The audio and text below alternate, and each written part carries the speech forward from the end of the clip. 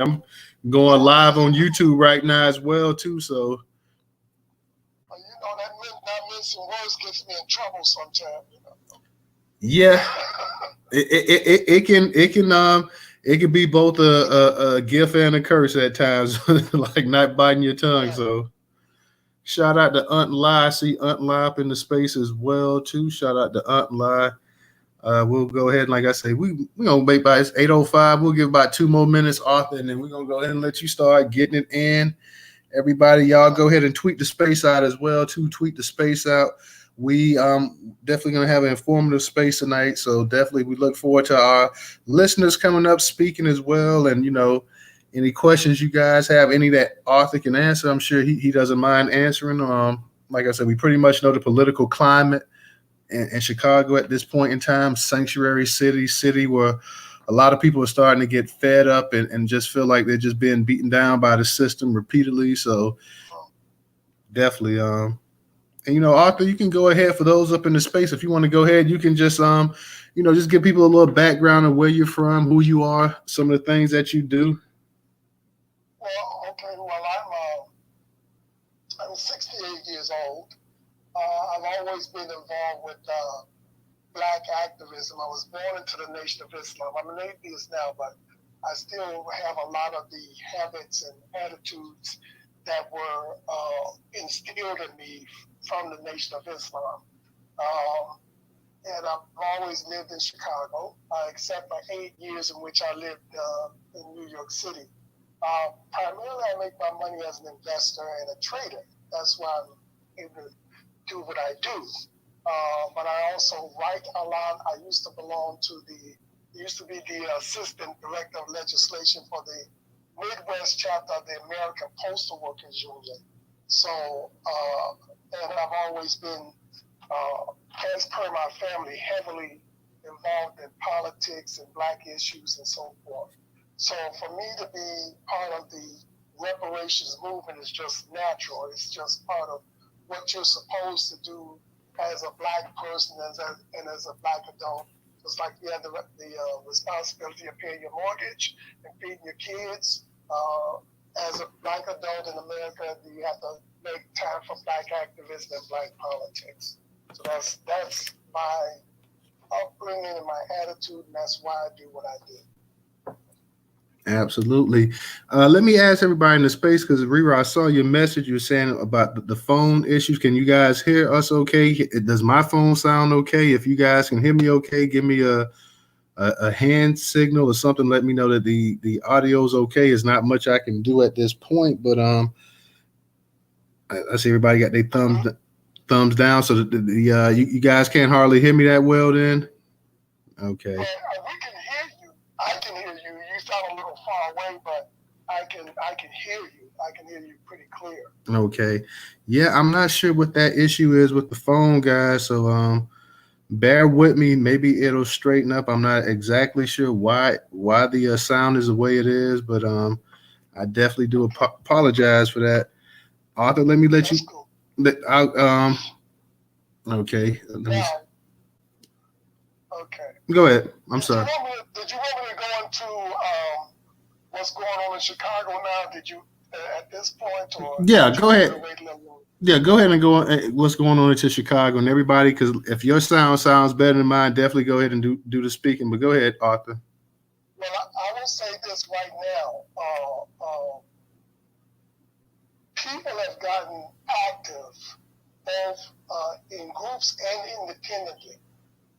There are going to be at least 4, maybe 5 lawsuits put on the city of Chicago by groups and by individuals.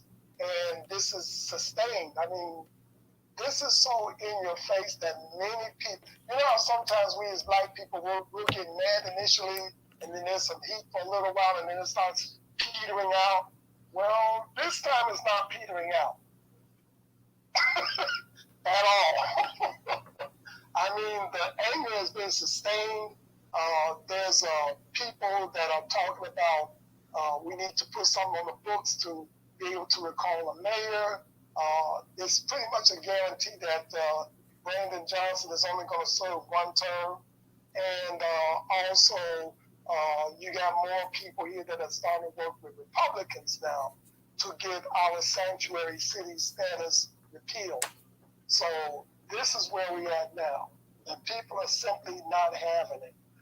There have been a few violent incidents because, like I told Newstoter before, that Chicago black people will put hands on you. They will, okay? And so we've had a few incidents, but there's been a lot of things that have been happening on the ground that the news media simply will not report. You only get, like everywhere else in the country, mostly you only get really half the news that's really happening coming out from the main media. So uh, I think it's good that you may have sources like me that may see a little more, or other people that may see a little more, so that way you can put together a better picture of what is happening in Chicago. And there is a strong and gathering anti sanctuary city movement happening here in Chicago as we speak. So, All right. Thank you, Arthur. Let me let No Taxation. She's got her hand up real quick. No Taxation. How you doing tonight? I'm doing good. yes, ma'am. Hey, Arthur. How you doing? I, story, stories. That's all I can say. I got stories. I was trying to figure out if maybe Ray, I sent Ray a message and I messaged Dana because we can't really hear you, News. And I mean, we hear Arthur just fine. But I was thinking maybe if Ray, because Ray is in the room, maybe you could add him real quick. And the reason I say it is because, like, this is the space that I've been waiting for personally. I want to know what's happening in Chicago. I want to know why it happened. I want to know when it happened. I need the backstory. And I think there's a lot of people that also feel the same way that I feel. What is happening in Chicago? It's the center of the United States of America. It's been a black enclave there for us for so many years. And, Yeah. We're getting so many stories coming out of there. We need to know what's real, what's fake, what's happening, what's really going on the ground because I just read that Jackson, Mississippi has been overtaken by immigrants. There's so many, all of our cities, what we have had, black cities, what we have had, like Washington, D.C., it started first with Michelle Lee in Washington, D.C., and Department of Education, and those new schools they got up there, and I forget what they call them, but you get those vouchers and stuff now. And Go ahead. what do they call? They call them something. But it started there years ago with Michelle Lee coming out of Baltimore and going to D.C. and breaking up black teachers union because that's who was running it. Was the teachers union was black, and so ever since then I'm watching all of our cities fall, and Chicago it looks like they're being targeted as well. And these are things that we need to know. Also, too, we have to understand that these are democratically run and held cities. The governors may be Republican, but these large cities are predominantly run by Democrats. And Right. And that's something that this generation has got to understand that this is what we're up against. There's a system over there that has never liked us, and they have kept us down, and they have kept us economically oppressed, and living in poor, bad conditions. Baltimore has fallen. That was another one of our black cities. So all around the country, I'm looking at this and I'm saying, oh my God, Chicago, and it's not that people didn't stand up, but Chicagoans, black Chicagoans there, they've been through the dating machine. So Yeah. they know how to stand up. That dating machine, they used to back in the day, they pay them $25 in a whole chicken, and they put them in a And so, even though they're not doing those things anymore, they're doing other nefarious things. And they have a lot of help now because, black folks back in the day, they were usually on our side. Now we're finding out that these black run cities, democratically killed in black cities. They're not on our side anymore. Okay, well, let me explain. Let me explain why that's happened. And there's going to be, I guarantee, there's going to be a lot of people on this in this piece that's going to disagree with me. This is okay. Let's put it like this. I don't care if anybody likes me. Okay, I'm not here to be liked. I'm here to be respected, and I'm also here to make sure that my group gets resources. But our problem as a group in the United States of America is two things: distractions and complacency. Okay? And I've laid all of it on black men because the men in any group are the ones that are supposed to be leading and facilitating. Women, when they see that you're on code, they follow right behind. All right, so I'm speaking to the men. We've been distracted too much by sports. We've been distracted by religion.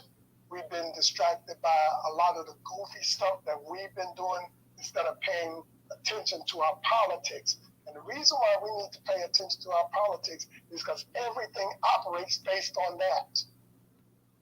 Resources come from politics. Whether or not you are enslaved comes from politics. Whether or not you exercise power in your community, especially economic power, comes from politics. And as the most put upon people in the history of this country, we are the people that should be the most astute regarding politics. Okay? And so the game is there. I don't hate white people. I don't hate Mexicans and all this other stuff. My attitude is the same as the attitudes of the Lakers and the Clippers when they're on the court. I'm here to win the game. And quite frankly, us in appreciable numbers are not about playing the game. There's too much straight up ignorance in our group, and there's too much complacency and silliness that's going on. And so other groups are able to take advantage of this. One of the reasons why we don't have any real control over our black politicians is because of the fact that there's no political network behind them that comes from the community. Okay? Anytime that you have a grown man that understands what's going on in the NBA more than what his congressman or his city councilman is doing, we are a community that's in trouble. And I'll tell you when this shit started. During slavery, we were totally under the economic control of white people. After slavery, on up to 1964, we were still useful to the white economy as a group. The problem and the mechanism to eliminate and push us aside started in 1964 when Lyndon Johnson signed that civil rights bill. Okay, and then that was at the point where the country, and see, one of the things that you got to understand about white people. White people are a lot of things, but I will give them praise for this. They are very good at long-term planning. From 1964, we are part of a 75-year plan to be gotten rid of by any means necessary. By economic choke-offs, through the conversion of non-white people into white people and bringing them into the country. And we're looking at it right now in the face. And Dr. Claude Anderson, 40 years ago, warned us. Matter of fact, this is very strange things. When you look in Powernomics, every single thing that's been happening in the past 20 years, he laid right out in that book. I mean, it's scary how accurate he was as to what these white people are going to do and how we're doing it. And our problem is that we have a tendency to be reactive. when the next phase starts. And this is what we're being now. Now, even though like in Chicago, we've gotten active, we've gotten mobilized and so forth, I'm not sure how far this will go, because white people also they also have they not only are very good long-term planners, but they also are very good at figuring out contingencies as well. That comes from a military mindset. Okay, so some people say we only got 5 years. I kind of believe that, because we've got to get it together, and we've got to get it together between now and the end of next year, in order for us to start at least overcoming some of the stuff that we have not been paying attention to. The reason why people in Chicago just got so hyped up was because of the fact that many community activists, after Mayor Rahm Emanuel closed a lot of our schools, a lot of community organizations wanted to repurpose those schools into community centers and other facilities that would directly benefit the community. And they even had plans laid out. And consistently from the point at which Rahm Emanuel left office on up to now, no money, no money, no money. Well, we can't do that. Try again next year. Then when the migrants come, money just falls out the sky. Things happen. Accommodations are made. Concessions are made.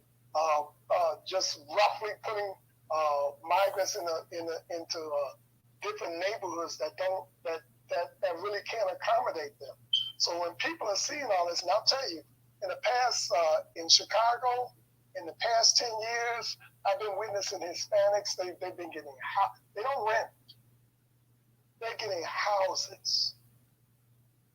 90% of them drive new cars, new trucks, and stuff like where they're getting this money from.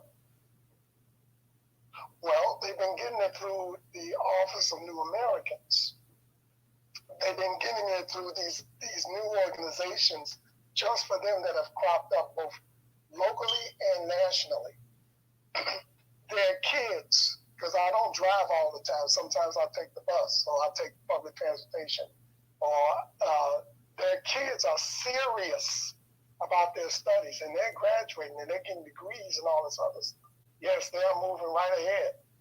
So the process that started in 1964 is unfolding in this generation. You guys, not me, you guys, right in front of our faces. So I just wanted to give, before we went further in this conversation, I just want to give an overall understanding of what I see is going on and what you are facing, and hopefully we all can do some kind of mental and activational shift so as to not only to save ourselves, but also to start winning. It is very crucial that we get reparations done within these next 5 years, because as more and more Hispanics get into office and more Asians, they don't have no sympathy for our particular, they don't have no sympathy for our sojourn in this country for the past 400 years, none whatsoever. And this is where we are right now. You can keep, twerking, sagging your pants, and having your head filled up with NBA and all that other crap that you want, but them troops are coming. And in the American sense, you will be headed for the ovens just like them fucking Jews were. Okay? So I'm just saying, this is what I feel is going on. All right, real quick, can you guys hear me any better in the space? Nah, it sounds like you in the matrix, bro. Okay. I'm gonna pause the space for 1 second and on YouTube, and I'm gonna see if I can add a little bit more sound. So y'all hold 1 second, give me 10 seconds, and I'll be right back.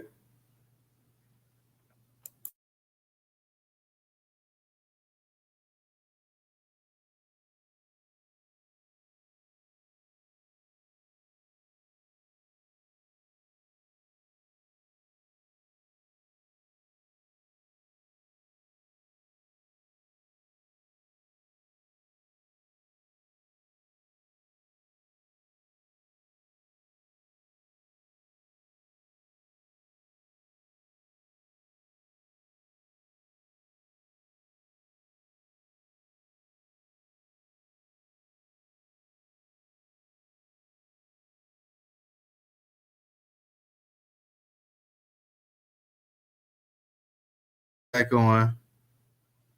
Go ahead, y'all. It was expected for us in our generation to sort of pay our rent for living on this earth. There's an expectation in our generation that uh, we have to work towards the economic freedom and and the other freedoms that Black folks fail to have in this country. You have to fight the fight. That's something that was not just taught to us, but it was instilled in us. It's in our DNA. This is what you do. And I wonder what happened. I question whether it was the crack epidemic and did it take the wind out of them. And Newstoter said yes, it did. Because I was not here for the crack, the whole thing. And he said yes. And so I'm wondering, is this the aftermath? But you talked about the 75-year plan.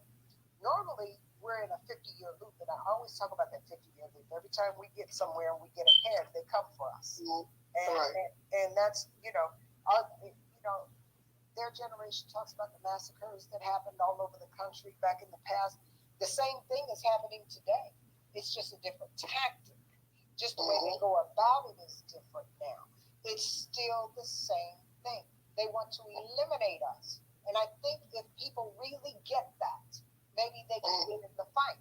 It's not an individual fight, because if the Black person standing next to you falls down, you're next.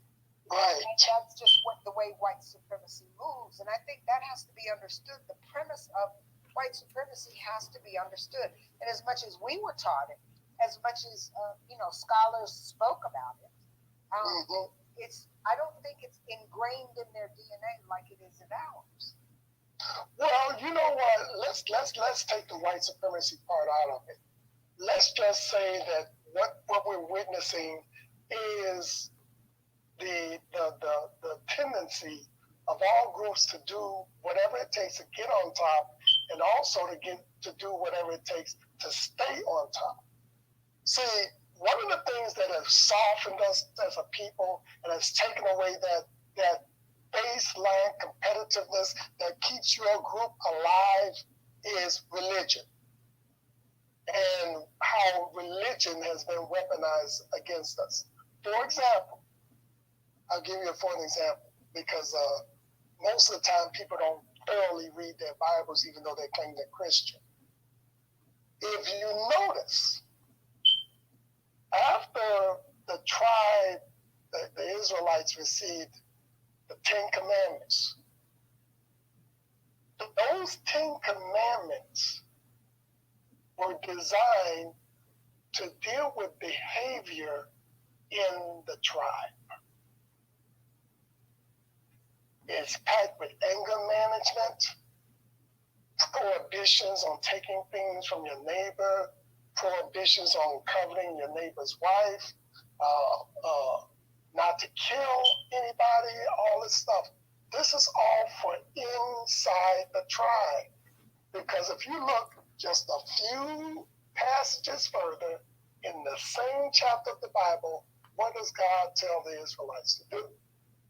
Go outside of yourselves and increase your living space by killing the people in this town, killing the people in this town, killing the people in that town, and taking what you want, and with the girls that have not been with a man, keep them as your wives.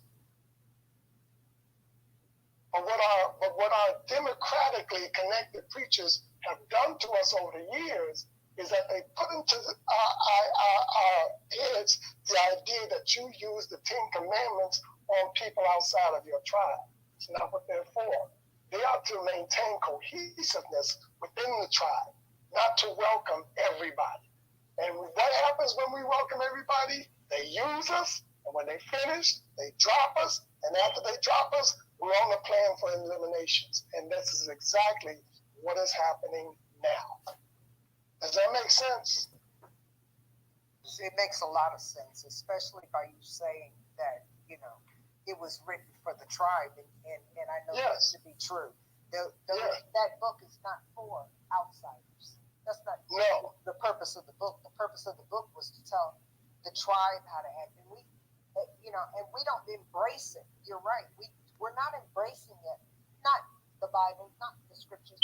We're not embracing the rules. The rules of tribal survival. Yes. What Dr. Claude Anderson, right, exactly. What Dr. Claude Anderson was trying to teach us in Powernomics and Black Labor, White Wealth, what Elijah Muhammad was trying to teach us in Message to the Black Man in America, and even what Dr. Darity is talking about. His book, From Here to Equality, is a tribal book. It's just that he can't get racial because he's a public professor at Duke University. There's only so far he can go. But any astute Black person should be able to read between the lines what he's doing. Dr. Amos Wilson, the same thing. On the Blueprint of Black Power. That's a tribal book. But unfortunately, because we've just gone so, how should I say, so inappropriately compassionate,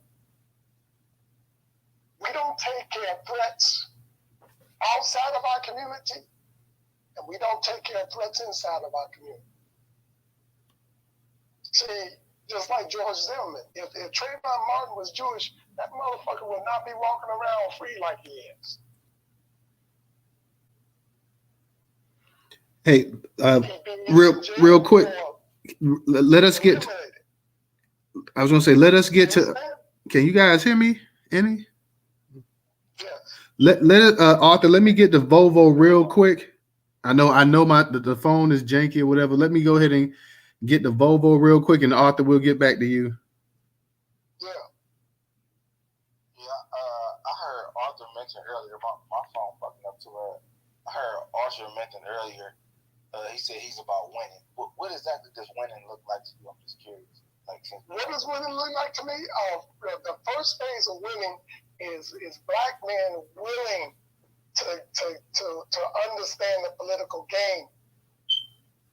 Number one. Number two, doing more things within the community that bring Black men together. Gangs are killing us.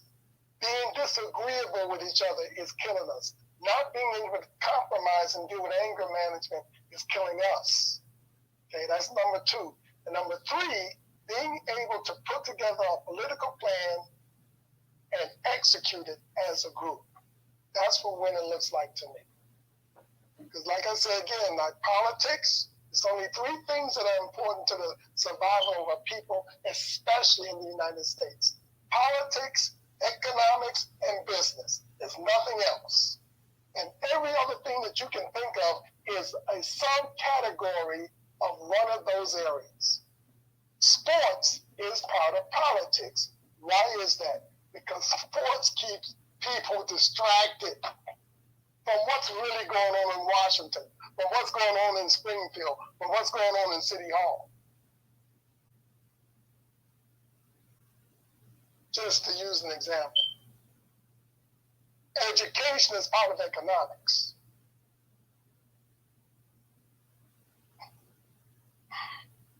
Business is the mechanism by which you develop prosperity within your community.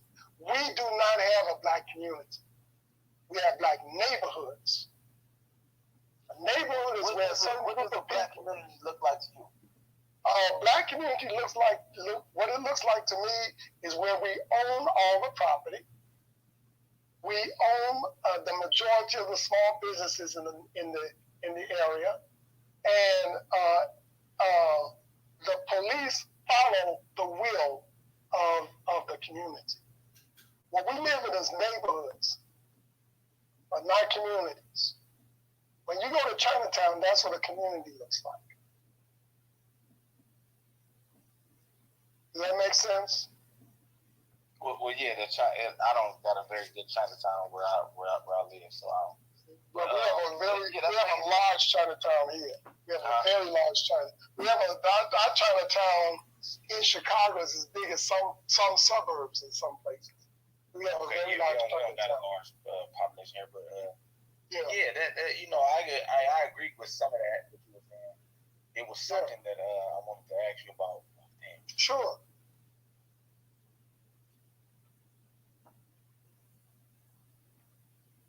Hey, excuse me, y'all. While y'all thinking about that, make sure y'all check Arthur's article blog on the top left-hand side of the Jumbotron, y'all. Top left-hand side. So if you want some more information about how Brother Arthur be thinking, there you go with the article right there. Shout out to everybody in the room. Share the room because, Newstoter is suspended for the week. Yeah. Yeah. I do. How do we accomplish that? That is now that's the hard part of the question to answer. And I believe that one of the ways in which you accomplish that is to start within yourself, having more neighborliness, having more compassion, and also having the spirit of bringing together your community. One of the things that I wrote about in the Juneteenth blog and also in another blog posting is that you have to remember that they some people say that we are 6 degrees of separation from any other individual on the planet. Well, in actuality, in the Black community, we're about 4 degrees of separation. We're about 4 degrees of separation. Like I said, let me read off of what I said about our genetic and tribal interrelatedness. Folks in our community say we're not a monolith, but the way things are unfolding and coming at us as American freedmen now on some very important and consequential things, we should be, because everybody else is. Football teams don't win as a set of individuals. Monoliths win. Out of the estimated 12,500,000 enslaved that were shipped from Africa to the New World, only 388,000 of our antecedents were brought to the East and South Coast areas of North America that are now parts of the present-day United States. We went nowhere. And here, the most unique ethnogenesis in human history occurred in this land. 95% of our lineage over the span of 400 years has remained here in this North America from the beginning, here, till the establishment and continuously unfolding creation of the United States in the now. 40+ million of us came out of 388,000 people. So during slavery, you got families that were being broken up and sold off, and that was an everyday occurrence. Most of those families never found each other.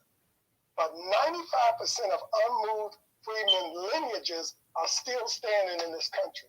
So outside of your immediate and known extended family, you really don't know whom you're related to.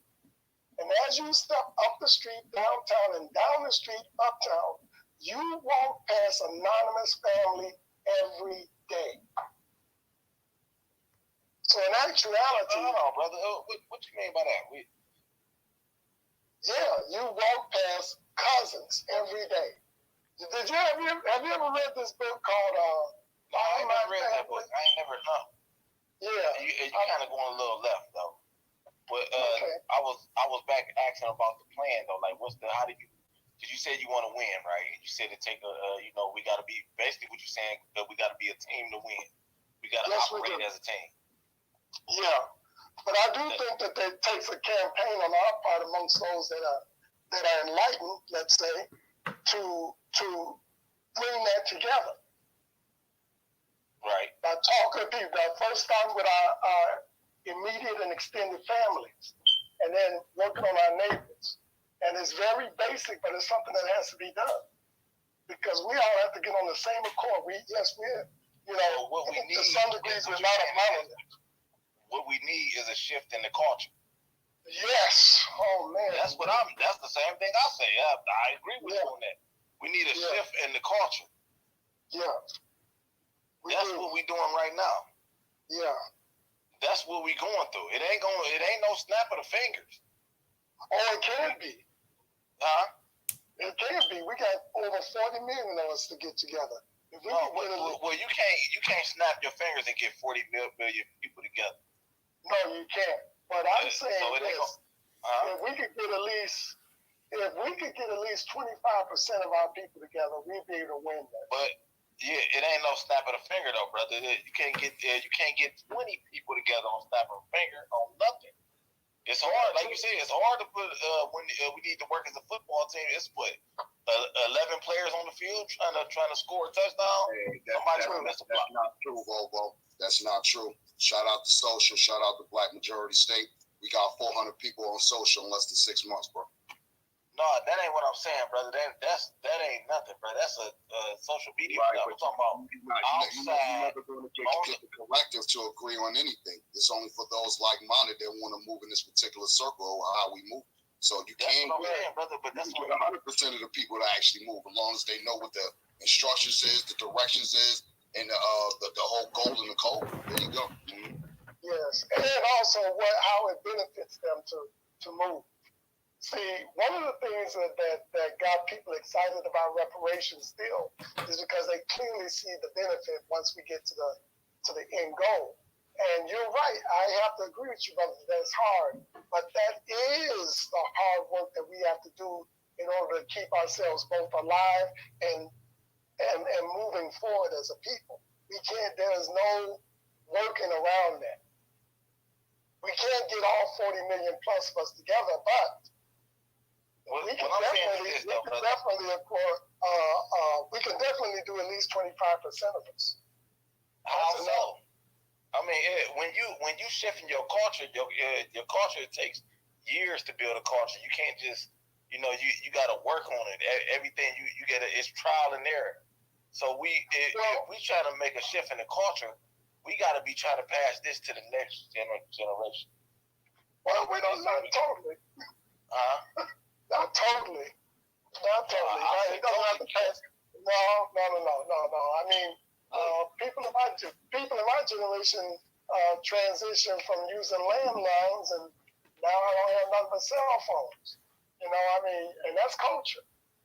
Yeah, that's culture, but that was forced upon them. It's my mother still got a flip phone. She's 67. Yeah. She might not never know how to. She ain't never sent an email in her life. Well, let me ask you this. In her life. Let me ask you this. I am not at this point. I'm not going to be going on Can't. I'm not going to be going on that. Can't. I'm not going to be going on that. What I'm going to be going on is that, brother. What I'm saying is that it takes time to shift. Yeah, it does. It does. But brother, damn, I can't get a word in. I can't. Go ahead. Go ahead, man. No, it's on you, brother. It's on you. Yeah, I mean, I do understand that, but there are some things that you can shortcut, and there's certain things that you can't. And this culture, you can't shortcut culture though. That's the problem that we have now with people trying to steal our culture. They saying yo, I'm a nigga. I'm the whole.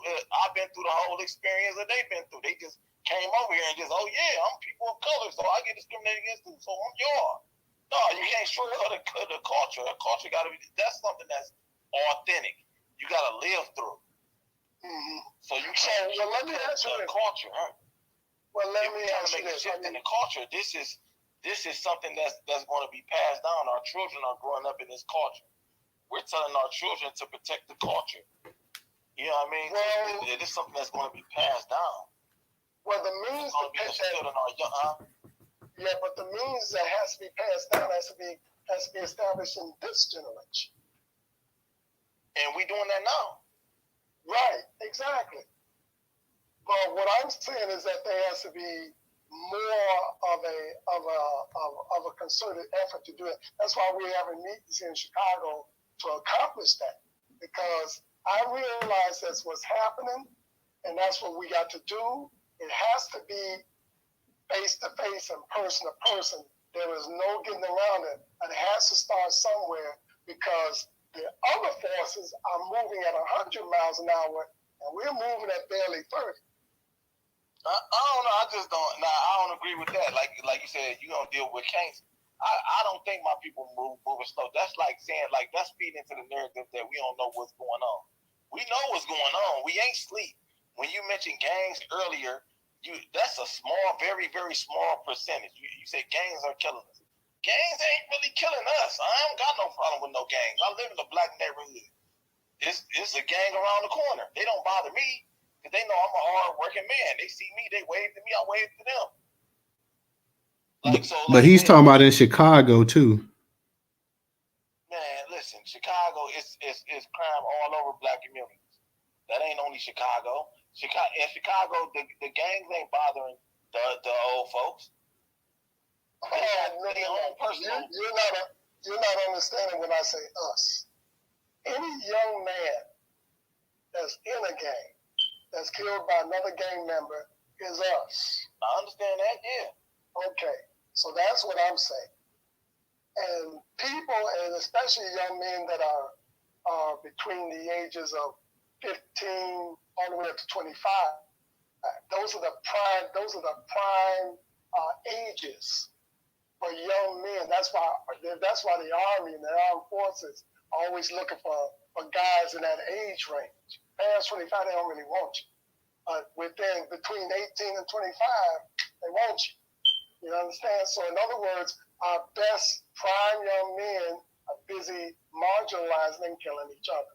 And that's what I'm saying. That's why I believe that we got to get them young. We got to pass this culture to our children. That's why I always say we should get them in high school. We should be having these conversations with our young men in the high school. Okay. That's what when I say when we talking about you saying that it can happen with us. It ain't gonna happen with us. We already corrupted. You got motherfuckers that you got to beat over the head right now to stop voting for Democrats. You got motherfuckers they too stuck in their ways. Somebody that's 50 years old ain't trying to hear nothing. You can't really mold them, and they set in their ways. No, I disagree with that.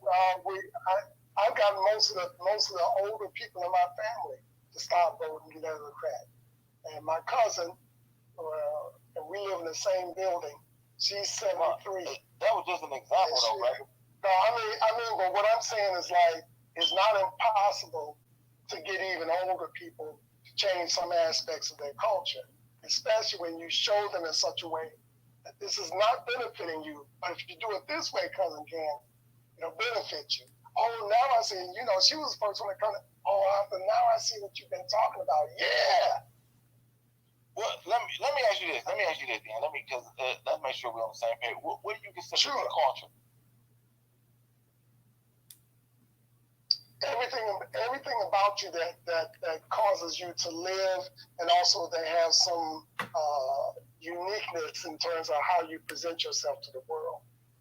That means your food, your music, the way you dress, the way you talk, what you pursue in terms of knowledge. All of that is culture.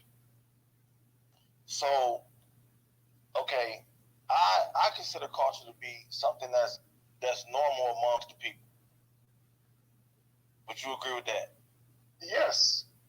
Okay, we need to make it normal amongst our people to be on code. To go, you said we get all the black businesses back and black property back in the community. I'm with you on that. It need to be normal amongst the people to go to the stores in our neighborhood. It need to be normal amongst our communities. If you don't live in this community, you don't have a business in this community. You shouldn't be able to have a business in this community. Hey, real quick, has my sound gotten any better, y'all? Can y'all hear me? We can hear you. We can hear what you're saying, but it just sounds like you're far away. Okay. Yeah. Let me go ahead, Volvo. Let me go ahead and wrap it up real quick because we got Brooke. She got her hand up and no taxation. Let's get to them as well. That's enough, brother. She can go. Go ahead, Brooke. And sorry about the sound, y'all. Professor, what's up? You and DJ gonna probably have to control the space more tonight because my sound is really low. So go ahead, Brooke. All right, man. We'll handle it. Hey, everybody. Hey, Newsters and Professor, white people. Hey. Thank you. Hey. I was on YouTube but I had to come off of YouTube because I wanted to. Well, one, this is also an important topic that I've been waiting for. And Arthur, I'm so glad that you're here. Hello again. Hello. Hi, how are you? I'm just fine now. Good. I'm so glad that you're here and telling us about what's really going on. For those of you who don't know, I was born in Chicago, in West Suburban Hospital. I don't think that hospital even exists anymore. I think it was a colored hospital, and my grandmother and some relatives are living in what's called Broadview or Maywood, near Westchester. Very suburban, used to be a very quiet suburb of the outer Chicago, outer south side. It literally had a malt shop once upon a time, just to kind of give you like the idea of the Norman Rockwell kind of esque design that it had. And now it is Latino, neon lights, is bodegas, is taggy, is gaudy, is loud. It's not a lot. It's gone down. It's got really brought down the neighborhood, the properties, and my grandmother's had to put, my 90-year-old grandmother had to put a fence around her gate. And when I tell you that it is a Norman Rockwell beautiful place where we used to ride bikes with a basket, I mean, down the street, to know that there's a gate around her very beautiful house, is just weird. But she has to do that. What you doing about it? Well, I personally live in Houston. So as far as, taking care of her, protecting her with the gun or anything like that, I'm not physically. What's your brother and them doing about it? Everybody moved away? Yeah, we couldn't get her to move down here with us. Well, I always say you can't let grandma's house go. You can't let it's up to you. Right. We're working on it, yeah. And so with the topic about Chicago, I do want to, point out that both Arthur and Bobo made some really good points. It does take but just a moment to steal culture, because it's so easy to steal it. But, as far as creating and changing the mind shift of culture, that can take time. And we're not just asking the children just to protect the culture, but our livelihood. We're literally telling them it's time for self-preservation, to maintain everything we have left, and that what we have left is dwindling. And it sounds like it is time for us to nationally, across the United States, each of us, to start having family meetings with the elders, with the people who were born between 1950 and 1970, and bring the young and the olds together and start having a dialogue with them about, here's what's really going on, here's what you think is going on, but here's what's really going on, and here's what's going to happen. And maybe it's like that intervention style, that A&E show. We got to write a letter, like each time, and smoke this Democrat crack. You hurt me, and maybe that's how we're gonna get through to them. But it's definitely time for a family meeting, and I remind my point. Thank you. Yes. Well, I do agree that the culture has to be changed, but there's some aspect of culture that can be changed quickly, and some aspects of culture that do take a lot more time to change. But at this point, we are facing an existential threat from the government, from the Democratic Party, and from the Hispanics. That's what's happening. Well, this is the thing with with the culture, you gotta live. Hey, hold on, Bobo. Because I just don't want us to forget about no taxation right there. She got her hands up. But let her go right quick, and then we'll get back.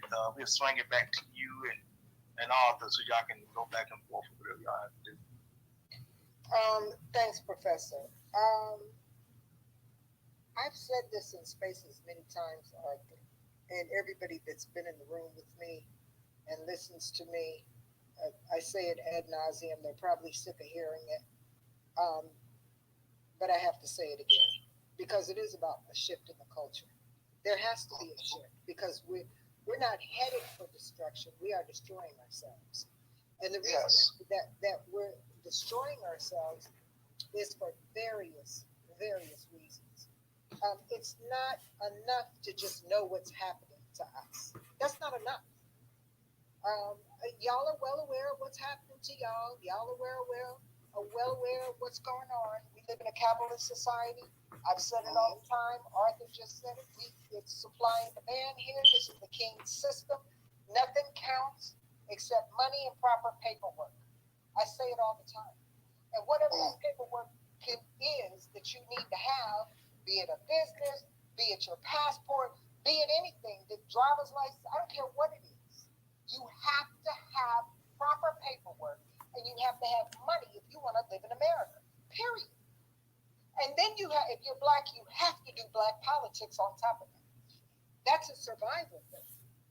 But so it's not just enough to know, you have to act. And it's trench work, it's hard work, it's not easy. And many of us, especially in my generation, have been in the trenches for years. We go up, we go down, we go up, we go down. Never in the middle. Why? Because we don't really have a middle. We have losers and winners right now. We don't have that middle, and that's what we need to get to. And so how do we get there? And I'm talking about on every level. How do we get there? Your generation, for the people in the room that are not of me and Arthur's generation, which is people of a particular age, you're going to have to get rid of dead weight. If you think that twerking in your local restaurant is cute and funny, you need to frown upon it and say so and tell the manager if that's what you're going to have is people's ass. Oh, excuse me, I forgot you on YouTube. People's behinds sitting on tables where you want to eat that you don't want to eat there. See, that's how you get rid of it. That's trench work. When you see it coming on the internet, don't retweet it out because the more light you give it, the more it's going to shine. It's what you feed the most. And so you have to ask yourself, what are you feeding? What am I feeding? Am I feeding negativity that portrays us negatively? Or am I feeding positivity? Because that's really what it comes down to. It's very black and white at that level because every other level is nuanced and there's a lot of gray areas. See? And when it comes to black folks, we are at the lowest point in modern history and in my lifetime that I've ever seen. And I was born in segregation. I'm like Brooke. Brooke said her stuff was colored. Okay? So, see, I've been through many a names. You all, and I mean you general, you, not the people in the room, because I don't know y'all like that. But your age group is fighting over a name, which is a box, which is what America wants you to do. The government wants you to put yourself in a box so they can seal it up and throw you away. That's what they want. They don't want you to be united. Because every time we're united, we win. We don't have to love each other. We don't have to like each other. But let's respect our humanity in each other. And if you can't do that, you're just really not about black folks. If you can see humanity in another group or a poor little white child that's been discriminated against or beaten against or something by somebody black, then you don't have anything for black folks. Where's your heart? Where is your heart? Is it with the people or is it against the people? Because it's only two ways you can go. Either you do or you don't, you will or you won't. And so Arthur said something very important, and Bobo did too. Shift the culture. Get rid of dead weight. It's too heavy. Y'all can't carry it. Y'all cannot carry it. I promise you, you can't kill it. It's not going to take you anywhere, and it's not going to get you anything, and I'm going to land it there. Yeah. All right. You know what? One of the things that I really admire about the Jews is this. Bro, before we get into Jews, Yeah. Okay, hold on real quick, cause I know my sound is out. So, you back. okay. Yeah, you sounded bad. All right, hold on real quick. Because Volvo, you and Arthur been going back and forth. So we're gonna let you say something real quick, but we got other hands, we got new speakers that haven't had a chance to speak. So we got to go ahead and move it around the room too. So I'll go ahead and give you a minute to go ahead and talk to Arthur real quick. But then we got Fred, we got Black Majority State, we got Wilson. So we got to go ahead and move it around the room and be fair and let everybody else speak as well too. So go ahead real quick, Volvo. I understand. Yeah, I'm trying to go real fast. To me, it just sounds like y'all ain't really around black people that much. You know what I mean? Like where I come from, we don't got all the business. We don't got most of the businesses. But I do business with black businesses every day where I'm from. So like I don't know, like y'all sounding like we just out here just killing each other and all that. That's something that they got going on. The average black person ain't into that kind of shit. I live in a black neighborhood where it's black homeowners, it's black businesses, all that stuff. Like we could be doing better, but like the way y'all talking about twerking on tables and all that, them people that you saying that to is not in this room. We look at them as goofy too. So I don't know like what y'all like. I don't know why that's like trying to. Don't paint all of us with that brush. Okay, real quick. I think I said. Hold on real quick. No taxation. Hold on real quick. Arthur, I know because I know people, they want to ask you a question. So let us go around the room and let us get to the hands, and then we'll come back to you. So everybody can get a chance to speak, and then you can build off of what everybody else is saying as well too. So we're going to go Fred. We're going to go Black Majority State. We're going to go Wilson. We'll get to you, Aunt Lai, but I want to go ahead because then if everybody starts asking you a question, then that's going to hold it up as well too. So let me go ahead and get to those hands, and then we'll come back to you, Arthur. Okay. Fred, go ahead. You got it. All right, can you hear me? Yeah, I can hear you. Yeah. One thing Bobo Rand said is like there's a select few of people in that generation that, be on that useless ratchetness, is what I call it. But I'm going to correct Bobo Rant on one thing. You said if you come with the average person, fit black man. Let me get that straight. Any black man in his 50s, they are the most anti-democratic Joe Biden individual you can get. We're the ones who lived through most of the racist policies that he supported. Like for one, now I don't know what your thumbs down is for, but because I didn't say that. Oh, okay, but you didn't say that? You didn't say person in their 50s. Average person 50, if you walk up to them and try to get them to not vote. You didn't say that? I didn't say nothing about voting. That ain't what I said, brother. What did you say about 50? I said niggas stuck in their ways. I said we need to get them when they children. The average nigga in his 50s is stuck in his ways. Well, I didn't say nothing about no vote for Democrats. All right, well, I'm going to correct that. No. See, what happens is this. When you, that's a little, not in the 50s. If you go 60s, you have a point. Because see, the one thing about 50, we're the bridge between your generation and anybody who's older than you. I don't know what your thumbs down in for. Bro, you a granddaddy, bro. You don't know nothing about what these young boys doing. Like you said, you lived through the Biden policies in the 90s and shit like that. Huh? This a whole new wave. You don't need to know nothing about it. Now, tell me this. You can't tell me nothing I don't know about it. It's not going to be how it started and how you What you know about trap music? What you know about what you know about when they talking about drinking lean and all that type of shit? I know all about it because I lived in Houston and I seen it when it started. DJ Screw, all of that. Yeah, when it started. Yeah. That was 30 years ago, brother. Well, here's what I'm telling you. I'm familiar with it, young buck. Just listen to me. See, when it comes to how, what a lot of youth is doing now, and you got to keep in mind, most of that, if you're black, you're going to be in touch with it anyway. I'm not out of touch with no generation that I've come across. The only thing about the young generation I don't understand is the excessive amount of drug addicts that seem to be born into that generation. That's about the only thing that puzzles me, and how they got to such a high rate of homosexuality. But now, how you gonna understand that? And you lived through the Biden? Because I went to jail under Biden's policy. Hold on 1 second, Volvo. Let him go ahead and finish. Right. Time, hey, everybody, real quick. Time to stay on your microphones, okay? Go ahead.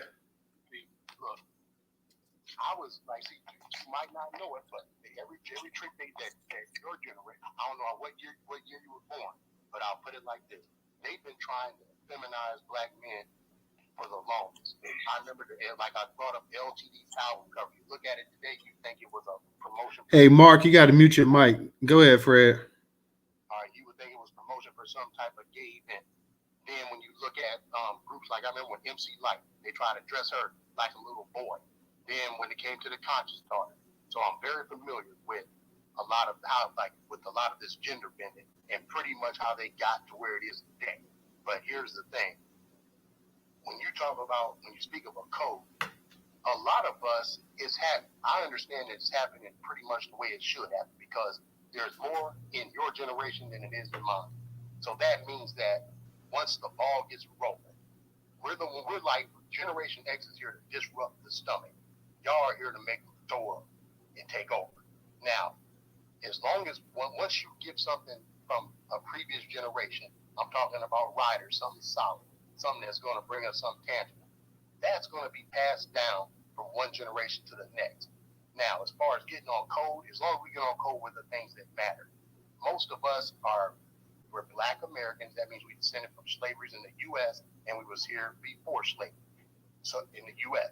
So most of us, we're going to be on the same page about what direction we should be going from here. Now, as far as like all the people that are off code, not riding with us, trying to include other ethnic groups or whatever into our specific claim, there's not enough of them to override us. So as long as we continue to basically push in that direction, I don't care what banner you want to do it under. As long as, like I said, I don't care about the term, as long as the definition back. All right, thank you, Fred. Let me go ahead and get to a Black majority state. Black, how you doing tonight? Hey, Newstoter, can you hear me? I'm on the Bluetooth. Yeah, I can hear you loud and clear. Okay, awesome. Shout out to the room, DJ Professor, Mr. Arthur. Mr. Arthur, I really appreciate the topic and the conversation, and I love the points that you made specifically. But I do want to not push back, but I just want to bring us to a place of understanding. In everything that I see and all the research that I do, we are 10 years behind the curve as a population.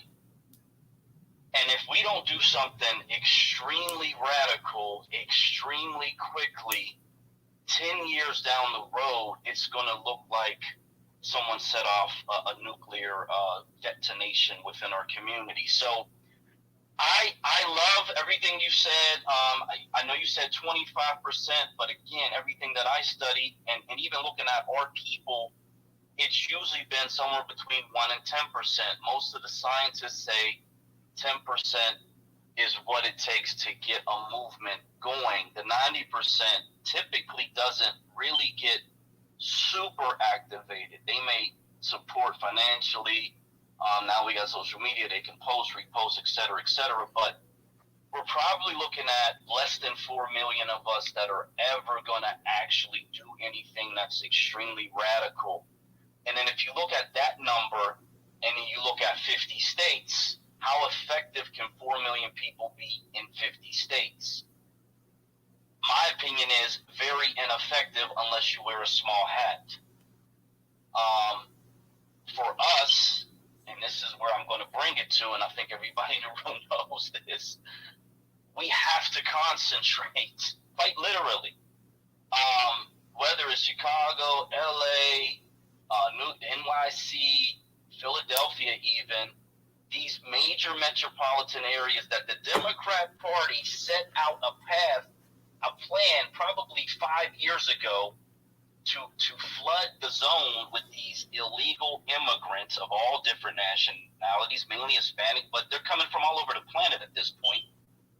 So this was set into position, and it was carried out. And if Hillary had got in, this would already have happened like 6 years ago, right before the pandemic.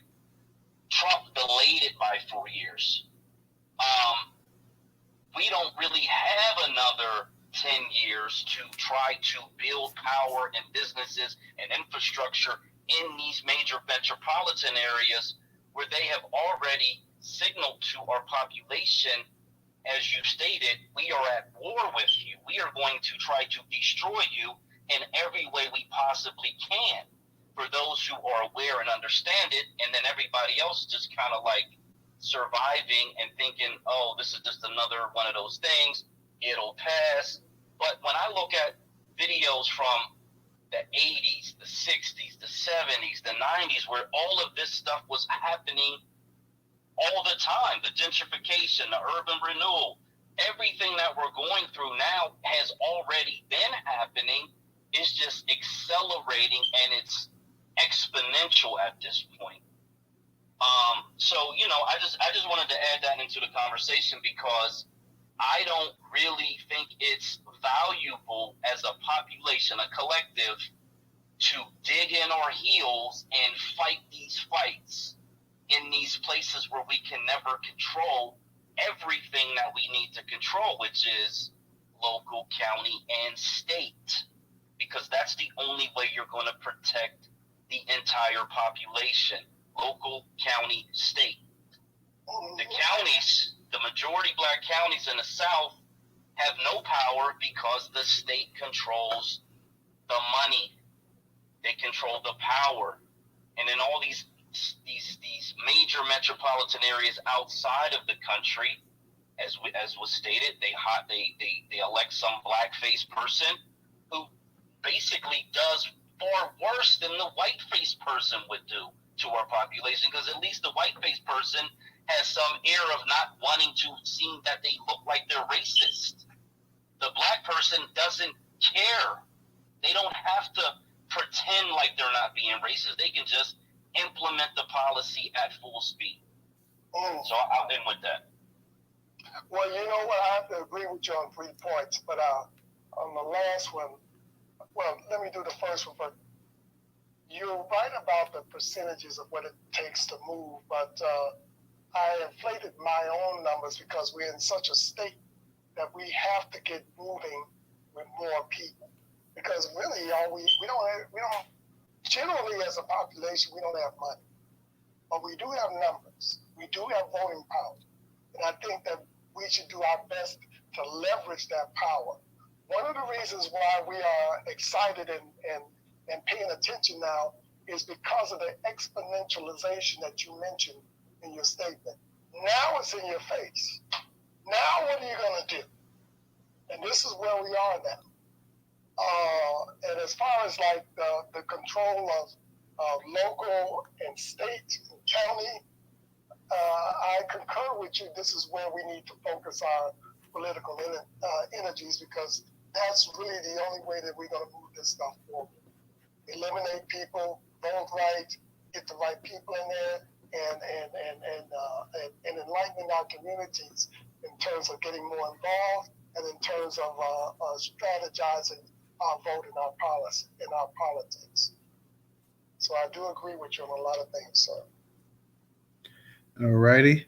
Let me go ahead and get to Wilson real quick. Wilson, go ahead and unmute your mic. Yes, hi. How is everybody? Hey. What's up, man? What's up? Oh, wonderful, wonderful. Good. You know, I have always gotten to learn more about what's happening in Chicago with Mark Carter, who's in the room, and having to read everything that's going on and listen to what's going on, to what Black majority is saying. I think they chose, I think out of all the major cities, Chicago is the one. It's the litmus test for the rest of the country. And, you know, as far as the immigrations are concerned, I understand There's an article in the Washington Post a couple of days ago that California, at least Sacramento, is pushing a bill to make the state a sanctuary state, which shocks me because I think California's been a sanctuary state for the last 100 years. I don't think it can get any worse than what it is right now. I really don't. I don't think it can get any worse. But what Mr. Carter had taught me, which you know about, is this Office of New Americas, and that to me is the scariest. If you see, really dig deep, if you were to type that in and backslash your city or your state, you see what is being given to these immigrants. There's no incentive to even want to learn how to speak English. And so when you look at what they're doing in Chicago, moving them into black neighborhoods, they're not moving into Hispanic neighborhoods, moving into black neighborhoods. What they're trying to do is what the woman who came into the room and was talking about her neighborhood, and I think in the state of Illinois at one point, where it was like a Norman Rockwell neighborhood. Now it's like La Raza. It's the bright lights, it's the loudness, it's the bodegas and all the other crap stuff that they sell. It's the same thing that's happening in LA, but I think Chicago is the litmus test. And so it would behoove anybody to vote for anyone who is anti-immigration, because they plan on enveloping everything in all of us. And 10 years, I don't know. I mean, I live in Los Angeles. I've already seen neighborhoods that I moved back to Los Angeles in 1994. 94, so you're talking about 2004, 14, almost 30 years. And what I see, neighborhoods that used to be mixed or all black is now predominantly Hispanic. So if that has gone exponentially in that big city, cities like Chicago, cities like Philadelphia, cities like Dallas, Houston, even in some of the bigger cities in the South, they're going to take over. And this is America's problem, because they want cheap labor, but they don't want them. It's incongruency. You want not to pay proper wages, but you want to make money, but you don't want them. So you can't have it both ways. Yeah. And so to taxation's point, galvanizing, it has to happen now. You can't. It's not going to be something that is a slow build to. And also, Black Majority said it. It has to be done now, and it's not going to be fun. There's going to be the dead weight you're going to have to get rid of. But the two things that I see Black people have in this country to make a difference is our money and our votes. Yeah. And it's already been spoken and written that Black American dollars in America is equivalent to the 8th largest economy in the world. So it is. So what I'm thinking is that more than the votes, it's our money. And if we deter from spending our money in Asian businesses, if we deter from spending our money in Hispanic bodegas and whatever else, if we keep our money insular, it will affect change. I go back to something that happened recently. Target. Candace Owens sounded the alarm. Target suffered a $9 billion loss in 1 week. You take a look at Bud Light, in protest of the trans spokesperson that they used. Bud Light was brought down to their knees. So, Black people, everybody's come up is Black people's despair, Black people's pain, Black people's misinformation, Black people's marginalization. It's everything that they do to us is somebody else's profit. Okay? To your point, somebody said, I think Bobo or somebody said, Biden is the reason why Black men went to jail for a nickel bag of weed during 20 years. Yeah. Okay? See, the young people here, but the young people here don't see. I was actually watching Biden on television saying this crap. This is what I'm in front of the TV listening to him talking about being in the jungle and they need to be in jail and all this other crap that I'm watching him live on TV. And so I got to tell they have recordings of him saying some most egregious things about. Yeah, no, I didn't see that. Yeah, I didn't see. I didn't. No, we was actually watching because, like at that time, PBS. This was before cable. PBS used to televise Senate and congressional proceedings on important stuff. And so I wasn't in school that day. So I'm sitting there, and my family, we're really into politics, so we watch stuff like that. And I'm watching them live, talking all this stuff about black people, how they need to be in jail, and they're not going to be raping my sister and all this other stuff. So I have that's why I was totally shocked when Obama chose him as the running mate. I was like, wait a minute, man, who you got running with you, But at the same time, I also want to say something else about that you mentioned. I do think that them letting all these Hispanics into the country is going to backfire on them.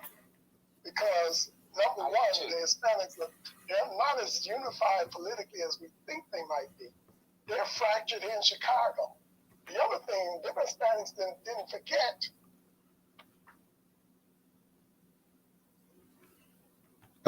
We lost Arthur for us. I didn't hear you. We lost him for a second, so he's disconnecting. Let's see, we'll get him back up here. Give him 1 second. Yeah. I just want to land with one more thing. Go ahead, Wilson. I was going to say to Arthur and everybody else in the room that the way I see it, I could be wrong. I welcome anybody else's opinion. The way I see it, who we're going to vote for, who black people are going to vote for as president, it's going to have to be somebody Republican, because we already know where they stand. We know where they stand with everything. But if I had to put the order of importance 1 and 2, immigration is anti-immigration. Immigration is number 1, and reparations is number 2. At least if I know if I put a Republican president in the office, I know that immigration, this nonsense that Biden's got, is going to stop. I think there's going to be a lot of things that are going to stop in their tracks, and give us the opportunity to, in some ways, recruit whatever that is, and then get back on the bandwagon of reparations. But I think that if we allow Biden to do what he's doing for another 4 years, this talk of reparations I don't think it's going to go anywhere.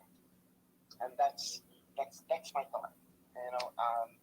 I know what comes with getting a Republican president in place, but what I see is the most important thing is to stall or to stay some of the policies that Office of New Americans I know will be gone.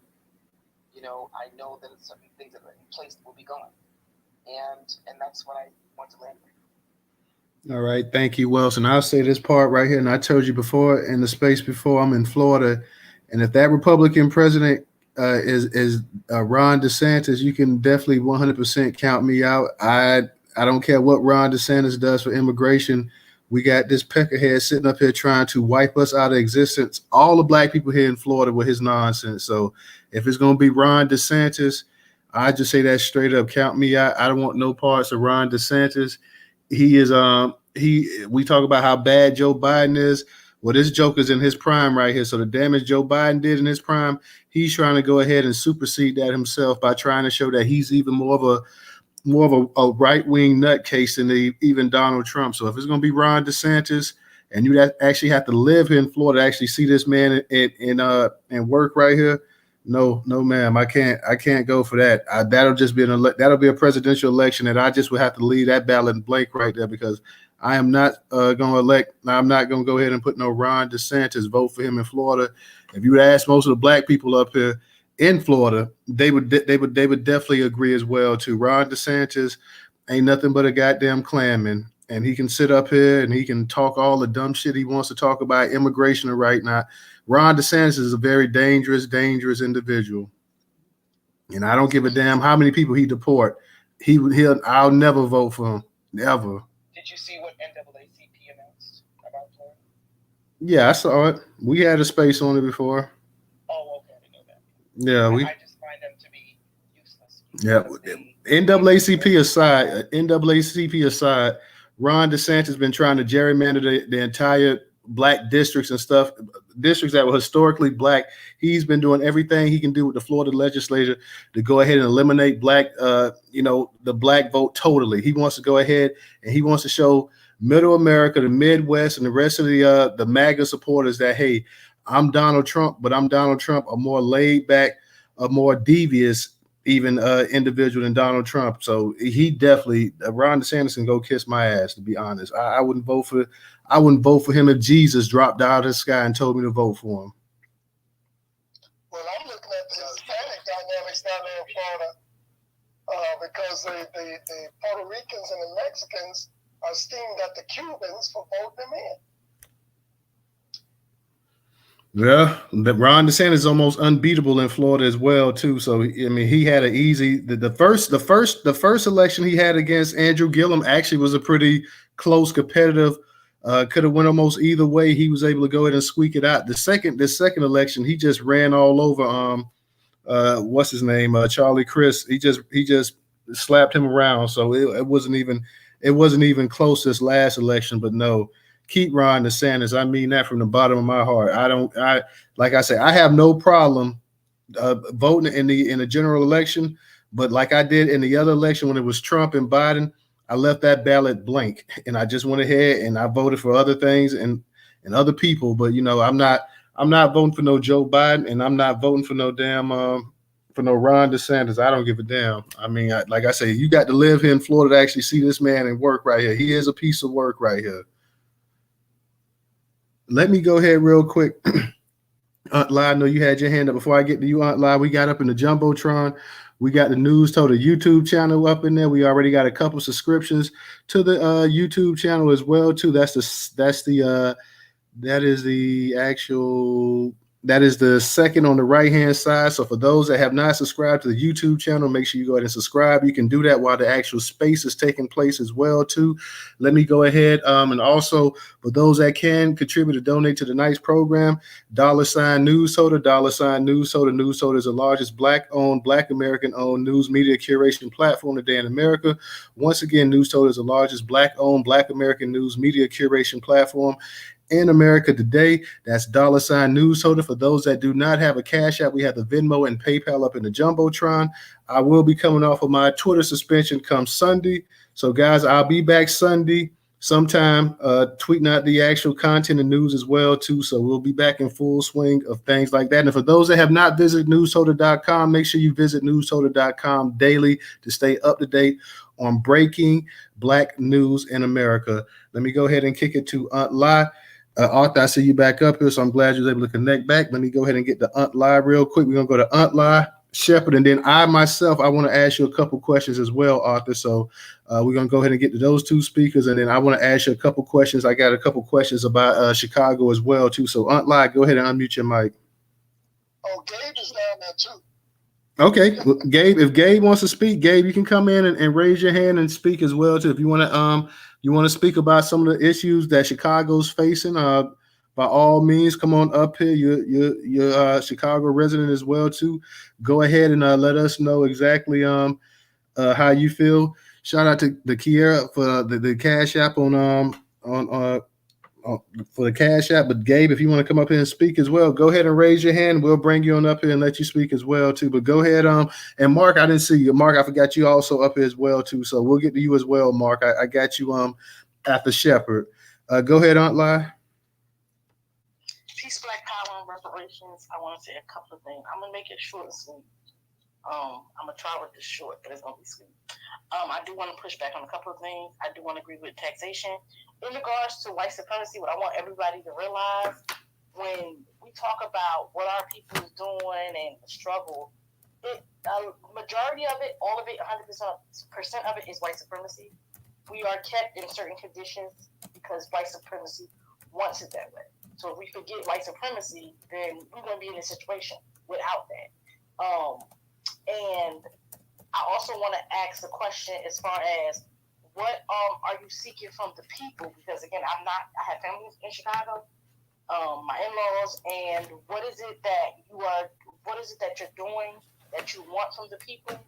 And because we all know it's going crazy, like and what help is it that you want? There's a couple of things, but I forgot, so it's gonna be real short because it slips my mind. And what is it that you want in regards to the help that you're seeking? If it is help that you're seeking, if you have an organization, I'm not sure if you said that you're a part of an organization or anything, and what is it that we the people can do? And in regards to voting Republican just because of immigration, I think you would be a fool. And that's the issue with Black people. We keep voting the lesser of two evils, and we still keep voting for evil. That is why we're in. So what do you suggest we do? Write it down. Pick our own candidate and vote. What people don't understand about Black people, Black culture in America, Black people run this. We are in charge of everything. Hip hop culture is number one culture. We pick our own candidates. We keep playing their game by their rules, and they keep screwing us. And then we wonder why the situation is going the way it is, because they keep telling us that we got to do lesser to evil. We need to get a thought, create our own party, and people keep saying, "Oh, but we can't do that." When you put the energy out, you're already putting in your mind that it fell before it even started. I hate it when people say what we can't do when we created with the Black Panthers did so many things, and they did it in opposition to everybody telling what they can't do. They did. It wasn't no we can't do it. They just did. They fed the kids because of them. The WIC was created. They just did it. So every time somebody always say, well, we can't create a third party. Oh, it's we only 13% of the population. Or it's more excuses than somebody going to jail when it comes to Black people in politics. And I'm in the process of running for governor just because of everything I went through. But people don't realize we can do it. All we have to do is do. All you have to, they told Dr. King that he will always be treated, and he said, no, this ain't happening, and he just did it. So we got to get out of the mindset and stop saying we have more than two parties, two people to vote for. We don't have to vote for those two. We can vote for our own. It don't matter who it is. I have been literally writing my name in the ballot for years because I know the two parties don't care about me. As a Black people, as a collective, we have to get together and decide who we are going to vote for. And if Black people start literally just putting their name in instead of the two, that is a vote.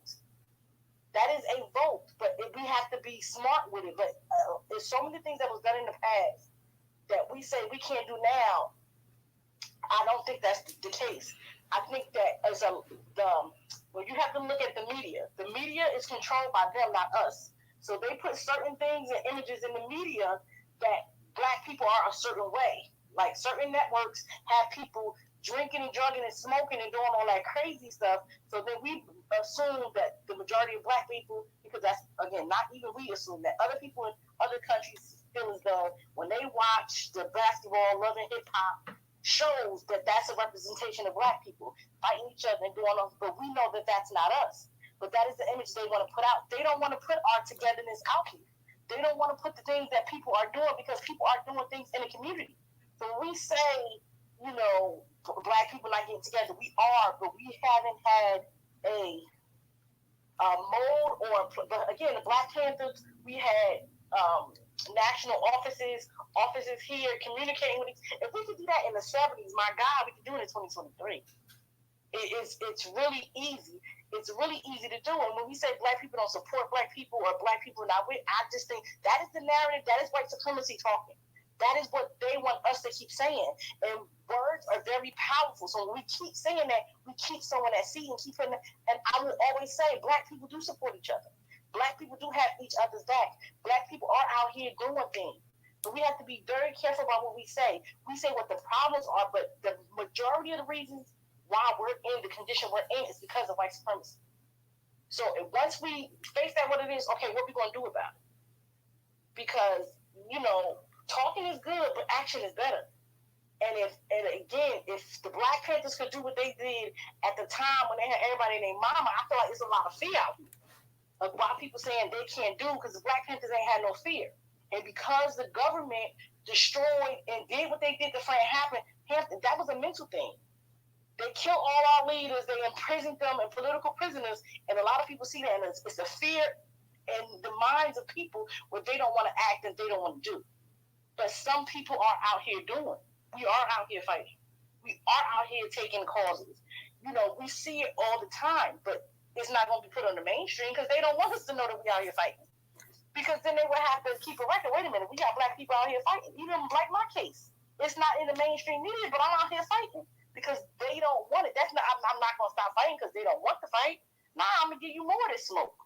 So that's how it goes. They don't want to know that black people out here doing X, Y, and Z. The people who run the revolution will not be televised. So I'll land my plane.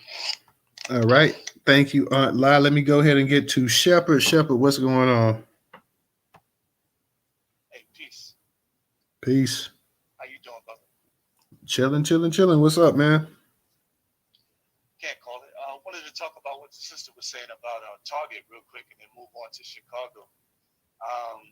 So I don't think that that any strategy that involves putting pressure on corporations at this point in deindustrialization is going to work. The reason why I don't personally feel that way is because corporations right now are inflating the market by buying back their own stock, and their actual market value is being manipulated by them.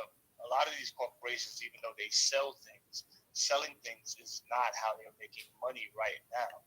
America deindustrialized all of the major black cities, Norfolk, Gary, Indiana, Chicago, Detroit, New York, Jersey, Pennsylvania. Most of the blue collar, heavy labor intensive cities that have manufacturing industries, they've been deindustrialized for almost 20 years now, if not longer. And most of that black middle class already had their 2 or 3 waves of black flight. And what you have in its place is absolutely nothing. There is nothing that we have as a leverage fulcrum to make corporations change their mind. The sister mentioned something about Candace Owens mentioning the LGBT Pride Month apparel, and that the stock price from Target dropped $9 billion. Well, yeah, that's true. But Target is a $70 billion company that buys back $500 million worth of its own stock every quarter. And Target stock may be, because I own Target. I bought Target at 90. I bought Target at 90. It's sitting at 140 right now. Target taking a hit for a few days where their market cap fluctuates, that's not really a cash loss for them.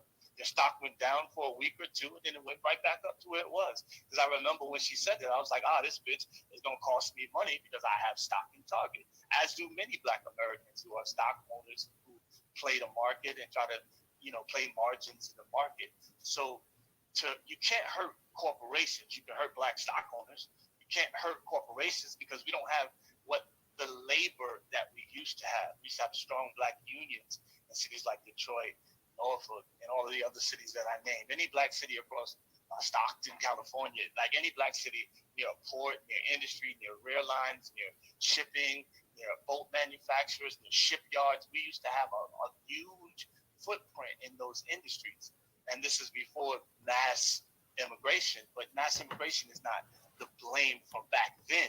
The blame was deindustrialization and shipping NAFTA, our jobs to China and to Canada and to Mexico, and those type of trade agreements that pushed the black man out of contention to make these products.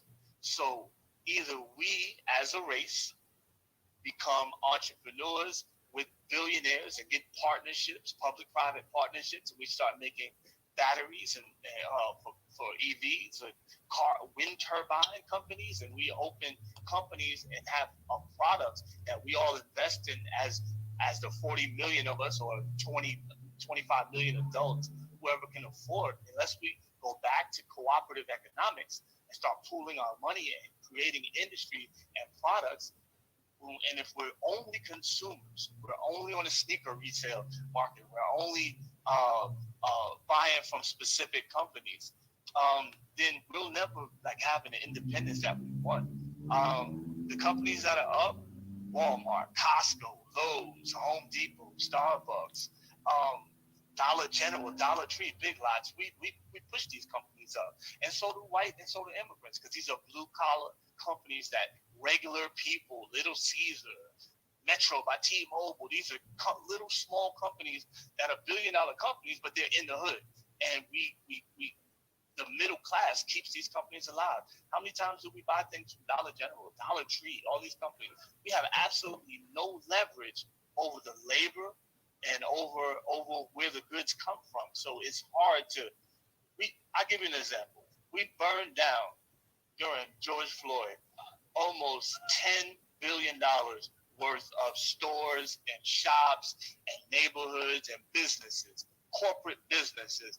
They rebounded within 1 year of $10 billion worth of our destruction, physical brick and mortar destruction. Not only did they rebound from us burning it down, they rebound and made even more money as we were forced to go back in there and pay higher prices on top of COVID tax, COVID prices. So there's no strategy that we have as Black unified people, Black Americans, whatever you want to call us. No strategy to go after corporations in that manner, just because we don't have control of the labor anymore. When we could shut things down, when we could stop the dollar, and we could also stop our consumerism as well as stopping and as well as controlling the labor, then we had a lot of leverage. But as soon as these corporations pulled out of urban Black American cities, you saw the decline of Black American cities. You saw the decline of Black American communities. Now you started seeing crime rise and all these other factors. And then you started seeing the criminalization of our teenagers and our kids and the rise of the prison industrial complex. So I'll land with this. The only way, and that's why reparations is so important, right? You know, it's another hope, right? It's another shot, another bullet in the clip of things we can do to kind of get back on track. But as it stands right now, unless we come together and pull together, and that means all of us, in a way that we create a non-labor, a more product, a creator, product manufacturer-based economy within the Black community, it will always be begging for handouts. We'll always be hoping and wishing that one or the other party takes pity on us and gives us something that we so desperately need. We have to be self-sufficient in a way that is understood and create trading networks that are international as well. And I'll leave it at that. Thanks for letting me speak. Hey, real quick, Shepard. I know you were saying the $10 billion of which we destroyed. Are you saying that all of those businesses that was burnt down and destroyed, Black people burned and destroyed all of those, all $10 billion worth of corporations and buildings that were burnt down? It was all Black people. It was no white folks as well burning those buildings down? I am not. I'm not saying that at all. I'm saying that under the banner of Black Lives Matter, no matter who burned what, the sentiment of destruction or the cause and effect of that was destruction on a scale of 10 billion. And a lot of it was targeted towards corporations and stuff, not only police stations. I mean, even in Ferguson and even in when I was in the riots in Philly, was it in Philly? No, in Baltimore, when I was in the Freddie Gray riots, the Target was burned there. So I was just using that kind of as a way to say that even if we were to uprise as a people, and specifically us, Black people, and we went on a tear and we said nothing moves in these neighborhoods no more, they would figure out a way to bounce back, because we live in food deserts, we live in product deserts, we live in regions where if they just shut down public transportation, we would literally be trapped and confined by highways and wouldn't even be able to escape. And that was part of the plan why they ran the highways through our neighborhoods in the first place. It was a war plan to create housing and redevelopments the way that they did on dead-end streets, one way in, one way out, confined neighborhoods by highways. So that's a whole nother story of how they trapped us militarily. But no, I'm not. So okay, all right. Appreciate it, Shepard. Real quick before I get to Mark and I get to Rella, I want to ask Arthur real quick a couple questions, Arthur. And you know, just answer 'em, if you got time because I want to get to the other speakers as well too. But I was having some technical issues and you guys couldn't hear me, so I couldn't really ask anything. But I was gonna just a couple quick questions I wanted to ask you. What resources do Black people own in Chicago, to your knowledge? But actually, there's a surprising number of black-owned businesses in Chicago, but not as much even though there's quite a few retail businesses. A lot of you'll find a lot of black professionals here that are in consulting businesses or in IT, where it's not as apparent. You understand? I got a friend of mine. He's been running I used to go to high school with him. He's been running a computer consultants for about 20 million.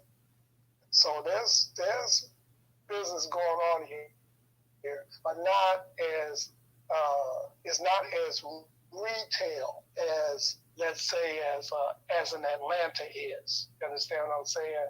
But and then also we have, as far as like political resources, we have a growing Black Republican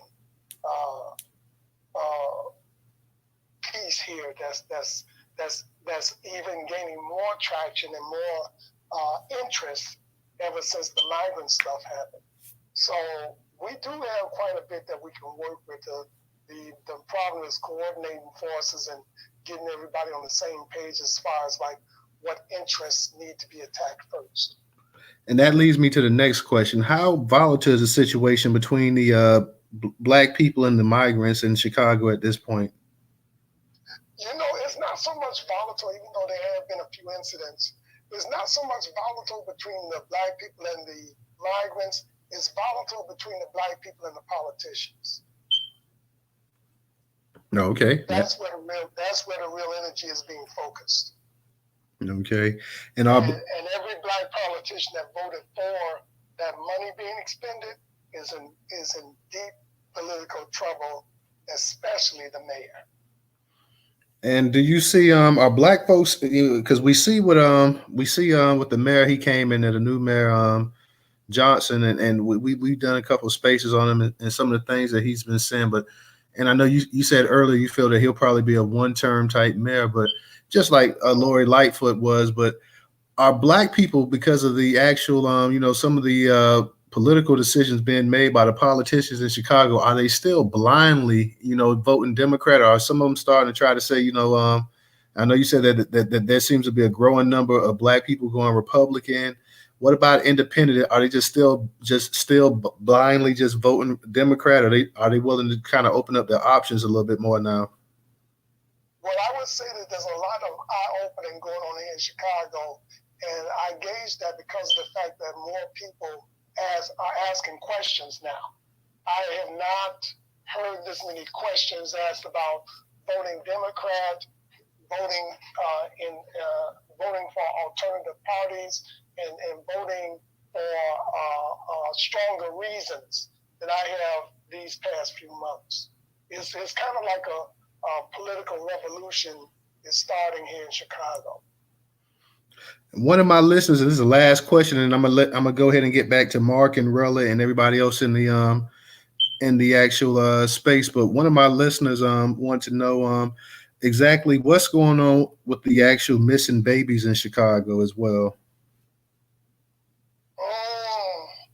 I could not say because I have not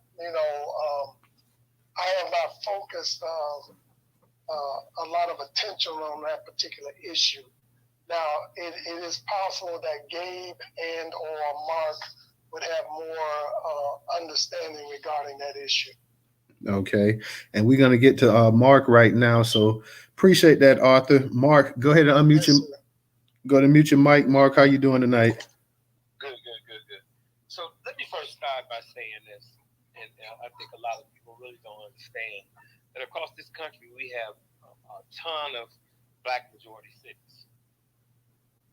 And what I mean by that is in most of these cities where people are considered white, they're not white. They're Italians, they're Greeks, they are Jews, and they're not together. As a matter of fact, they don't call themselves white. We call them white. The Democratic Party calls them white, but they don't call themselves white. In Chicago, we are the majority, not Hispanics or any of these other groups. And the same thing goes for those who are considered Hispanics. Remember this: Hispanic and white are a conglomerate of different groups that you have convinced yourself that they are more powerful than they are, that they're more unified than they are. So when you look at the Hispanics, you have Mexicans, you have Chileans, you have all different types of South Americans, and they are not together. Okay? We are the only group in this country that is more together than any other group that exists.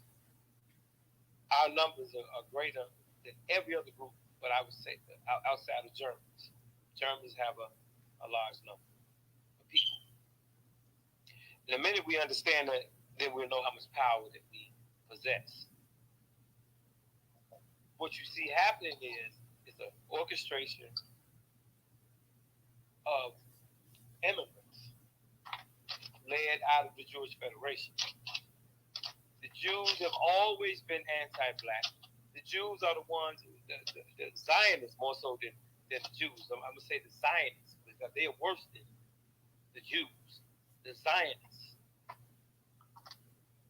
are orchestrating a plan to bring, well, not are orchestrating. They have orchestrated a plan to bring all immigrants together under one roof. That includes Africans, Indians, Asians, Mexicans, and every other group that you could possibly think of. Because they know individually they don't have power. And so the things I'm talking about, pay attention because they're happening in your city as well. I don't care what city you're from.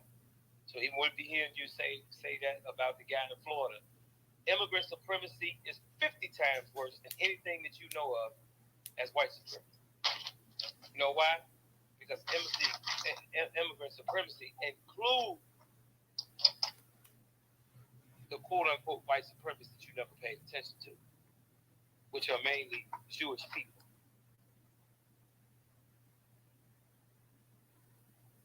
Anglo whites in America don't have a choice, no different than Abraham Lincoln didn't have a choice, but to call on the slaves. Anglo-America has got to call on Black America. Everybody consider themselves America first has got to call on Black America.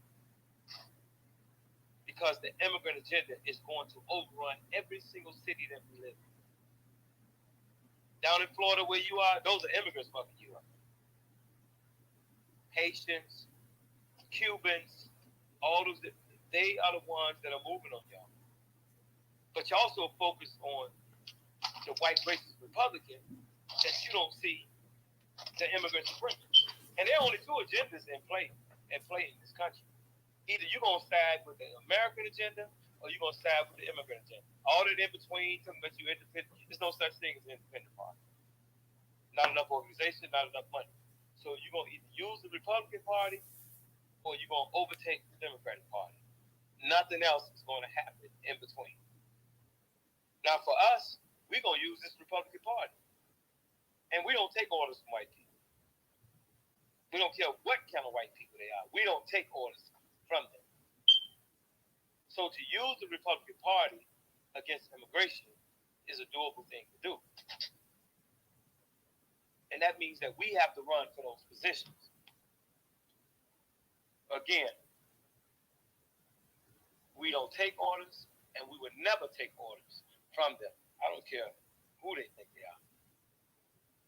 And because they're going to need our help, then we're going to make the rules too. We're not our parents. We're not going to allow them to say, well, this is how it's going to go. No, it's not going to work like that. No.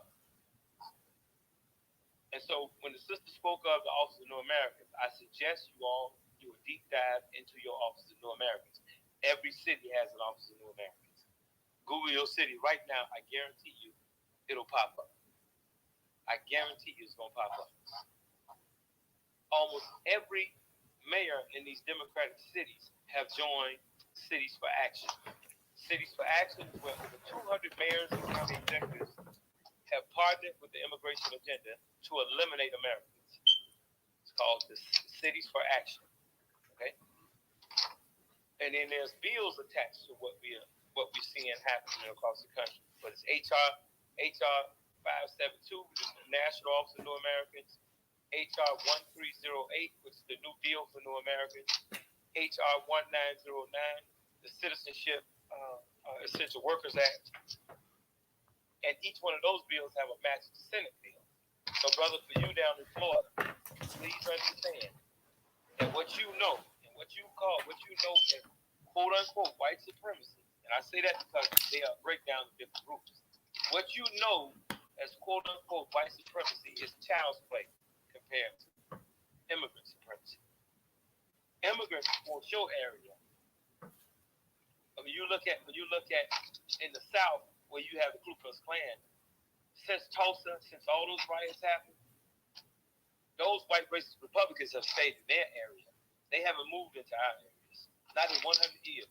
And how do I know that? Because we have grandparents and great-grandparents that have turned 100 plus years old in these specific areas where they've been.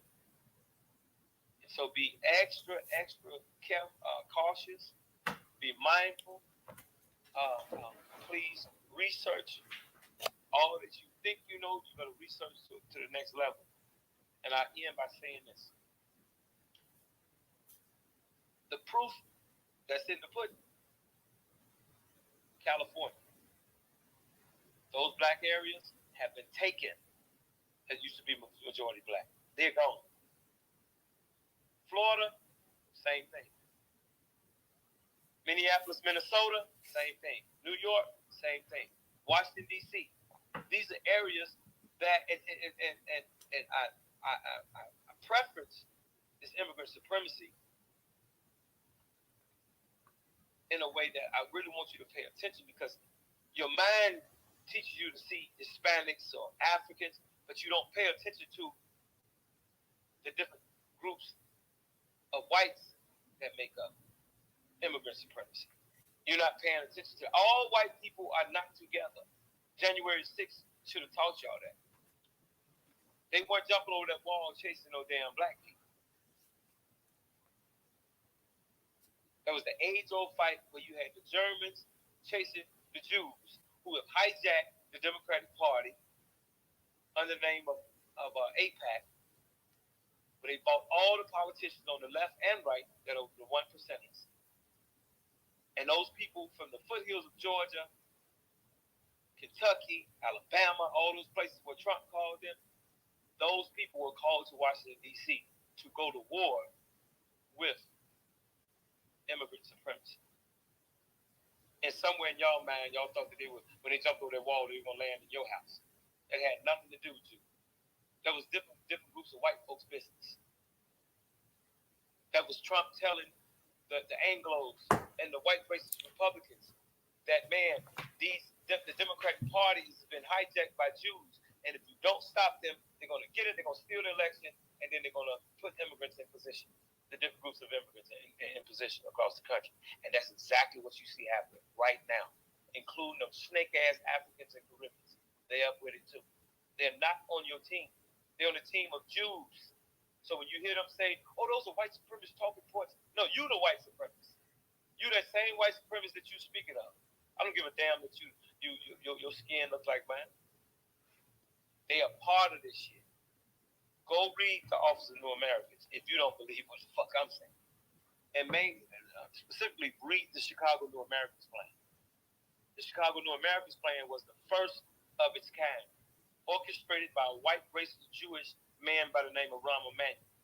The same Rahm Emanuel that was Barack Obama's chief of staff. The same Rahm Emanuel that covered up Laquan McDonald's murder. He, back in 2011, called all immigrants to Chicago to have a sit down and come up with a comprehensive strategy and plan to eliminate Americans, mainly Black Americans. Same thing that got their ass killed over in Germany is what they're attempting to do in this country. And this time, they're doing it with these other immigrant groups. Don't sleep on this. Do not sleep on the national plan for immigration. The sanctuary cities that are springing up all over the country, y'all. City, county, and state. Google city, county, and state sanctuary cities. It's going to blow your mind to find out you live in one. All right. Thank you, Mark. I appreciate that. Thank you, Mark. Yeah, I appreciate that. Now, I'm going to have to disagree with some of the things you said on that, Mark. And I get what you're saying about the immigrant supremacy, but immigrant supremacy is only strong because white supremacy backs it. You see, because white supremacy controls this world. Every continent on this earth, white supremacy runs. I don't care if it's Asia with the Chinese and Japan. I don't care if it's Africa, America, Australia. I don't care even if it's Antarctica where there's no human population on there, but you got scientists over there. Everything that the immigrants have in this country came from one group of people. Now we can play semantics and say, well, you know, these people here are Irish and they're French and they're this and they're that. But when it comes right down to it, when it's time to actually go ahead and stand in unison, even though they had all these wars in Europe, even though they had all these wars over here, you had the Spanish fighting the English and the French fighting this person and that person. When it gets right down to it, it still revolves around white supremacy. And yeah, wait, hold on, Mark, hold on, because I didn't cut you, I didn't cut in. I just listened patiently just to hear what you said, and I agree with some of the things you said. But at the end of the day, it's white supremacy that gave power to all of these different groups that's over here in America right now. It's white supremacy that went ahead and set all these immigration laws into an effect that we see today. You see, it was white people, you know, and you're right. The first immigrants and stuff that really started flooding this country came from Europe. That's why when you had the Homestead Act and they started giving away millions of acres of property, that was a way of targeting against black folks to make sure that they didn't come up. So we're going to go ahead and we're going to give all these acres of property, as Martin Luther King said, to European peasants, people who had never done a damn thing in this country, but simply because of their skin tone. Doesn't matter what part of Europe they were from, that they came over here and they got property and land that they had never worked for. And these same people, descendants, will sit up here and call a black person a lazy nigga sitting up here living off the dime of the government. So as much as I agree with you saying, because here in Florida, let's be for real, when you start to have Castro coming to power, you started having Cubans coming over here in the late 1950s and 60s and stuff like that. Whether it's a Republican president or it's a Democrat president, because they both play games about immigration. The Democrats want the immigrants over here so they can be their voting bloc. The Republicans also want them over here as a small voting bloc as well too, but they want that they don't mind that cheap labor to come over here. They don't mind having somebody. They don't mind having Susie come in and babysit their kids, or having Hector out there, you know, out there picking tomatoes out there in the on their farms and stuff like that. So they both play this game, and it's all it is a game. As much wait, brother. Now we're not gonna do that because, like I said, I sat there and I let you and you cooked for a minute, so I just sat there and I listened. Now you can go ahead and respond after I'm through, but I see it for what it is. At the end of the day, every law in this country that's been signed, and I know people want to play the game with the Jews and this and that. Jews, when they sign that paper, Jews put white. They mark it down. The French put white. The Germans put white. The Irish put white. The Italians put white. Hell, you got the middle. You got. Hold on. You got the Middle Easterners putting white. Hell, you got some black people from some of these countries now putting white on there. That's how powerful white supremacy is. You got Negroes as black as Manute Bol, the basketball player, the late basketball player from Africa, sitting up here putting white up there. You got Asians at one time trying to fit underneath the narrative of white. You got Hispanics putting white. So when George Zimmerman killed Trayvon Martin, and they was able to raise that money after his trial and this and that or whatever. You know, people, it was a bunch of white supremacists supporting him, and then the thing that, well, he's not white. Well, he's a white Hispanic, and that's how they looked at him. And he was able to go ahead and put that in there. So for all of the talk that we're talking about, that immigrant supremacy ain't a damn thing, because these immigrants from the country they come from, white folks run it. They control their resources, they control their governments.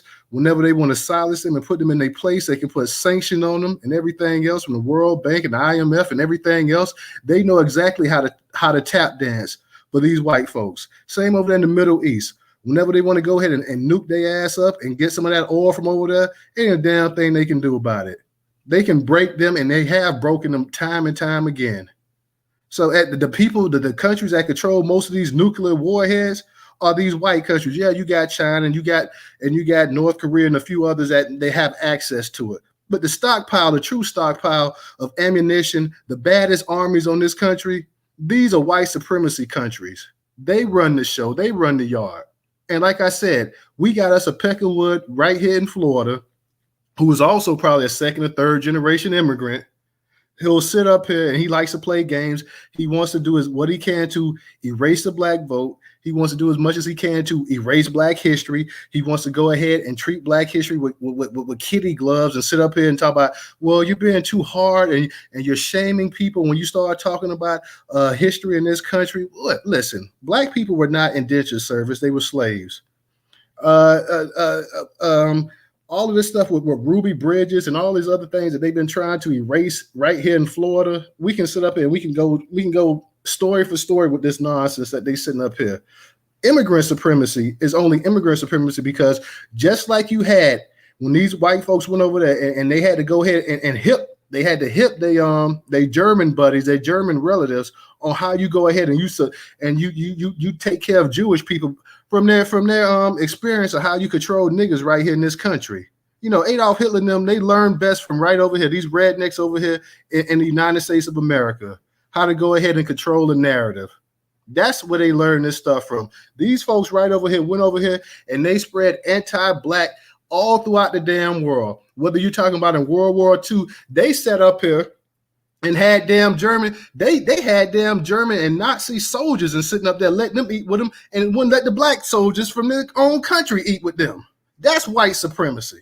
You sitting up here with some assholes sitting up here trying to rule the world, genociding their own people over there in Europe. People, well, I guess they were Jewish, so they weren't quite that people know they were white. They were a different ethnic group of white. They genocide their own people. You got Hitler rolling all over Europe and everything else, talking about the alt-right, talking about taking over everything and ruling and the true Aryan race and all this other nonsense. They sitting up here with people from this country, born and raised in this damn country. True Americans, they sitting up here talking about, well, you niggas can't sit up here and eat with us, but we'll let these Germans sit up here and eat with us at the table. That's what white supremacy looks like. White supremacy runs the yard here. White supremacy is the big bully on the block. And all these other races and stuff like that want to be underneath their wing. They sit up here and they will sell you out simply so they can go ahead and they can fit in good with boss. So yeah, we have issues. Damn right, we got issues with the immigrants because they sit up here and they spotting off the damn white supremacy talking points. But to sit here and say that anything, listen, nothing on this earth is more dangerous than damn white supremacy. And that's immigrant supremacy, that's Asian supremacy, that's all of it, because all of it is a bastard child of white supremacy. White supremacy runs the yard. White supremacy controls everything. They control whether we're fed, whether we're housed. They control the medical situation here in America. They control every single aspect of our lives, and they control it in other countries as well too. And the minute that they want to take it away, they ain't a whole hell of a lot that all these other countries could do. These people sit up here and they kiss ass these immigrants to come over here because they want to curry favor with white folks. That's why they're willing to go ahead and sit up here and insult black people left and right. And that's I'm talking about the Hispanics. I'm talking about the white immigrants as well too. I'm talking about the Asians. I'm talking about some of the black immigrants that come over here. They're sitting up here. They want to kiss ass so much because they don't want to fall out of favor with white folks. These people sit up here and they have been taught and they have been groomed and they are under the goddamn wing of white supremacy. White supremacy is the big bully on the block. White supremacy is the Muhammad Ali of this. White supremacy is the Sugar Ray Robinson of this. White supremacy is the Michael Jordan, the LeBron James of this. White supremacy is the Usain Bolt, the Carl Lewis of this. White supremacy runs the damn yard, and they've been ruling this earth for the last 500 years. Not immigrant supremacy. Immigrant supremacy, a lot of these immigrants, especially in the New World, mixed with white blood. They wouldn't even be around if it wasn't for the goddamn conquest of the damn of the 14, 15, 1600s. If we want to be real about that, we sitting up here talking about all the black bastard daddies and this and that. They came over here to the New World and started producing all kind of kids that weren't even on this planet. It's white supremacy first and foremost. So all these other things and all that other stuff, damn right. I don't have an issue with handling immigrant supremacy because we got a bunch of immigrants over here that you can't tell them that they're not better than black people and that black people ain't the lowest thing, because let's not forget, especially in the New World, a lot of these immigrants come from damn slave producing countries. I'm talking about Latin America. I'm talking about Caribbean America as well too. So they have their issues with black people. We know that. We know in Mexico. We know in the Dominican Republic. Hell, the Dominican Republic and Haiti on the same damn island, and you can't tell the Dominicans that they ain't a whole nother different race, a whole nother different group of people. So we understand the actual supremacy from the immigrants. We're not denying that. Yes, it's a problem, and people in these spaces and people are talking about it, and people, that's why you got a lot of black people that want to delineate from those that even look like them. But let's not kid ourselves right here. Like I said, at any time that the United States government, at any time that the powers of Western Europe want to do something, at any time that Russia and all the rest of them, look at all of the goddamn aid that the United States has given Ukraine, of all people. Who in the hell is Ukraine? Yes, white supremacy is the boogeyman. White supremacy scares the shit out of me. White supremacy is the reason that my family and your family and everybody else's family in this space is in the predicament that we are in. White supremacy is the reason that the entire black race in this world is in the situation. I don't give a damn what continent they on, is in the situation it is. Not immigrant supremacy. Not immigrant supremacy. White supremacy. Dude, what are you talking about? White supremacy is a daddy of this shit. White supremacy is a Joe Kennedy of this. And the rest of them are John and Robert. White supremacy runs a yard. You don't get it. Immigrant supremacy is white. What are you talking about? Immigrant supremacy is backed by white supremacy. Listen to me, man. You think you understand. You don't understand. The Democratic Party was started by white immigrants. Not by no fucking black people, not by man, the Democrat Party and the Republican Party are both controlled by white supremacy. Excuse me, man. First of all, the Republican Party was started by black people. Let's be clear on that part, first and foremost. But what I'm saying, what black person started the Republican Party? Go do your homework. Okay? No. You just made that point. Tell me the black people that started the Republican Party. Go to Texas, okay? Go to Texas and do your homework. What I'm saying to you. But brother, listen, brother. Hold on, brother. When you saying stuff in this space, you got to source it up, kinfolk. So let me know the person's name. Who? I don't have to do a damn thing. Okay, well, leave it alone then. So what I'm saying to you is this: you keep on speaking of quote unquote white supremacy. You looking for this goddamn Republican? No, man. The people behind the media, the people behind the overthrowing of the dollar, the people behind entertainment are the same fucking people that is orchestrating the whole movement of immigrant supremacy. You see the Mexicans, you see all these other people, but you don't see them white Jews and who they are. You don't see this whole thing where they are attempting to overthrow and get rid of the dollar so they will have total control. See, when you control with that digital dollar that they're talking about, that's being pushed through Executive Order 14067, I suggest you go read it. Executive Order 14067. When you say white supremacy, stop talking with this blanket thought. No, that's not what you're dealing with. You're dealing with mainly the Jewish immigrant Zionists who wants to conquer America? Who wants to conquer the world? When you talk about the IMF, you think that those all type of different quote unquote white people? No, man. They're fucking Jews. And they don't want you to call them out because they know if the people zero in on them, then what happened to them in Germany might happen to them again in places like America. And your mind is so focused on this white racist Republican. No. The goddamn descendants of the descendants of those of the Mayflower, they're not in power no more. That's not who's in power in America no more. And the minute you wake up to that, and you will start getting to the solution to your problem. The Federal Reserve and the Treasury Department. You think any white folks, as you call them, you think any white people run the Treasury Department? Janet Yellen. That go back all the way back, and it's always going to be a white racist ass Jew. And guess who's going to be sitting right next to him? A Mason Eastern Style sorority fraternity from our people. They're just racist as the Jews are. Please, bro. Okay, bro. What? No, bro. If you say so, bro. Like I say, now it's all the Jews. I mean, the Jews are the ones that control, and they've done everything. No other group of white folks have done anything. It's just the Jews. You saying that they control everything, pretty much. That's not what I said, bro. That's not what I said. Okay. Let me say this. Say something real quick, Arthur. Then we gonna go to Rella after that. Go ahead. I'm gonna have to agree with Mark, and I'm gonna tell you why. You have to look at what's happening here.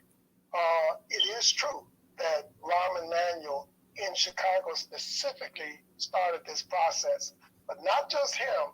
At the suggestion of several Jewish organizations, prompted Rahm Emanuel to do what he did as far as creating the Office of New Americans. Also, there are a lot of Jews involved with financing NARCA and COBRA. The Louis Sebring Foundation, which is up in Evanston. Don't forget the Institute of the Black World. That's the one. And they give money and give it to NARCA. Charles Lewis is Jewish. Okay? So we've had, and also the two main people that were controlling the first HR 40 hearing, I think that was in I forgot what year it was, but it was about 4 or 5 years ago. The two main people that were controlling that were two Jews. They were, matter of fact, Cohen, and I think he's a congressman from Tennessee. I think he's from Tennessee. He was the main one trying to block Garrity's edits to HR 40. And he still didn't let them all through. But so I'm not going to say it's all Jews, but in my observation and watching Narcan and Cobra work and also digging on who they associate with. What color are they, Arthur? Real quick, what color are these people? They're white. Okay, that's the point that I'm saying right there. They're white. I got you. But you also have to understand too that there's different kinds of white supremacy and different reasons why particular groups exercise their supremacy and supremacy. I don't care what different topics they got. If they got their foot up my ass, and they got their foot up my ass, so I don't care what different what different sex they have or what different interests and everything else. At the end of the story, they're kicking the shit out of us, and that's all it boils down to. So yeah, I'm not saying that you may not have one group that's more powerful than another. I'm not saying that, or may have more influence. At the end of the day, they're still in you. They're still together, and they still control the damn world. That's the moral of the story. Let me go ahead real. You think Africa is really ran by white people? I sure do. Whites and the Asians and the Chinamen own it now. They own it. Okay, so who is the military?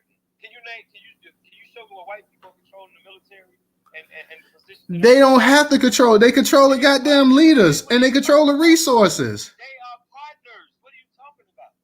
No. Ain't no fucking white people running nothing in Africa without African leadership.